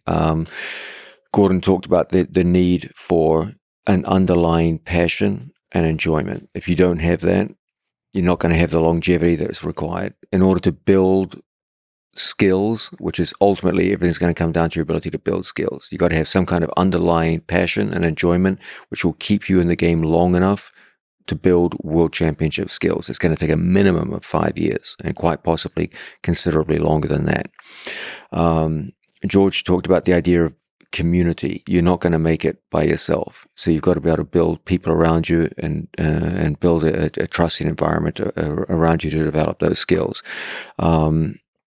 What I would add to the excellent points that both already raised alludes to what I said at the start of this podcast. You've got to be able to identify some kind of undervalued elements in whatever industry you're in and show the world what their true value is. In addition, you can't go through life doing the same things as everybody else and expecting to get different results. This is straightforwardly irrational, and worse, it's even arrogant. It's essentially the statement that I'm going to do the same thing as everyone else, but I believe I'm different. And so they'll work for me, but they didn't work for everyone else. That's like saying, no, I'm special. No, you're not special. We're all pretty much the same. And in order to be special, you're going to have to exhibit skills that other people simply don't have. Thirdly, I would say if you want to become something truly impressive in life, you've got to be able to focus on one or two things that you do better than anyone else in your industry. You can't learn everything, but you can get one or two skills, and the more innovative those skills are, the better, and you can truly excel at them. For example, at the peak of his career, no one in the world was better than George St-Pierre at integrating striking and takedowns. No one in the world was better at integrating grappling and striking on the ground. He had two things that he could confidently say he was the best in the world at. Was he the best at every MMA skill? Nope. But he was absolutely the best at those two skills. And those two skills were skills which he used throughout his career to win the vast majority of his matches. Gordon Ryan, at the onset of his career, could confidently say, there's no one in the world better than me at leg locks. He could also say, there's no one better in the world than me at late stage defense to submission holds across the board. As he went through his career, he started adding more and more elements. It's gotten to an extraordinary degree now where you could absolutely say he's the best at guard passing, the best at guard retention. The list just keeps going on. And that goes back to what Gordon said earlier about keeping things interesting over time, because we're always introducing new skill sets. The day you start saying, I'm satisfied with my skill set, is the day you get bored. And boredom to an athlete is a precursor to death by boredom. As long as you're still growing in those directions, you'll stay in the game for very long periods of time. So the main thing I would add to these statements by Gordon and George is this idea of finding something which is currently undervalued and showing the world what its true value is. Understanding that you can't just use the same training methodologies as everyone else and somehow expect to be different from everyone else. You've got to, almost every great rise in human civilization, whether it be groups of people or individuals, required some kind of innovation. You've got to look for that new angle. Okay, George St-Pierre found it with shootboxing early on in his career. Gordon Ryan found it with leg locks early on in his career, and they branched out from that angle. Add to this the idea that you want to become the absolute best in the world in your industry in one or two things that make a difference. Find out what they are and focus on those things, and you'll go far. John, Gordon, George, this is an incredible conversation. Thank you so much for your extremely valuable time, George. As somebody who's become famous in part by commenting on people's performance, how do you think we did? How would you evaluate our performance today? I'm not impressed by your performance. Thank you, John. Thank you, John. Loved it. I've learned all the time. I've talked to you guys. It's great. I loved it. I was very stimulated. And really enjoyed it. Yeah, it was something I really was looking forward to. I was hoping that we'd get together. It's so rare that at the same time in history there would be some of the greats together, and the fact that you guys would be willing to come together and talk like this is awesome. And that Gordon would even wear a cowboy hat. I mean, this is just historic. This is like Churchill getting together with whoever, you know. This is great and all, but the next one is just going to be us just quizzing John on which animals would win in fights. Yes, for the whole 3 hours. It'll be just so we'll invite Joe, and it'll just be we'll make it a systematic. It'll be a analysis. debate between Joe and John on which animal would win. John and I, we have a thing that we send each other footage all the time of animal fight, where we are very intrigued about animal fight. I get them at like 3:30 a.m. on Instagram. He's like, check this out. Like a rhino taking like a pig, like literally, like. And it's not always fair. No, it's not ever. But interesting stuff. If people would see what we send, the stuff that they would judge you harshly. Yeah. Yeah. All right. Thanks so much, guys. This was awesome. Thanks for listening to this conversation with George St-Pierre, John Danaher, and Gordon Ryan. To support this podcast, please check out our sponsors in the description. And now, let me leave you with some words from Miyamoto Musashi. There's nothing outside yourself that can ever enable you to get better, stronger, richer, quicker, or smarter. Everything is within. Everything exists. Seek nothing outside of yourself. Thank you for listening and hope to see you next time.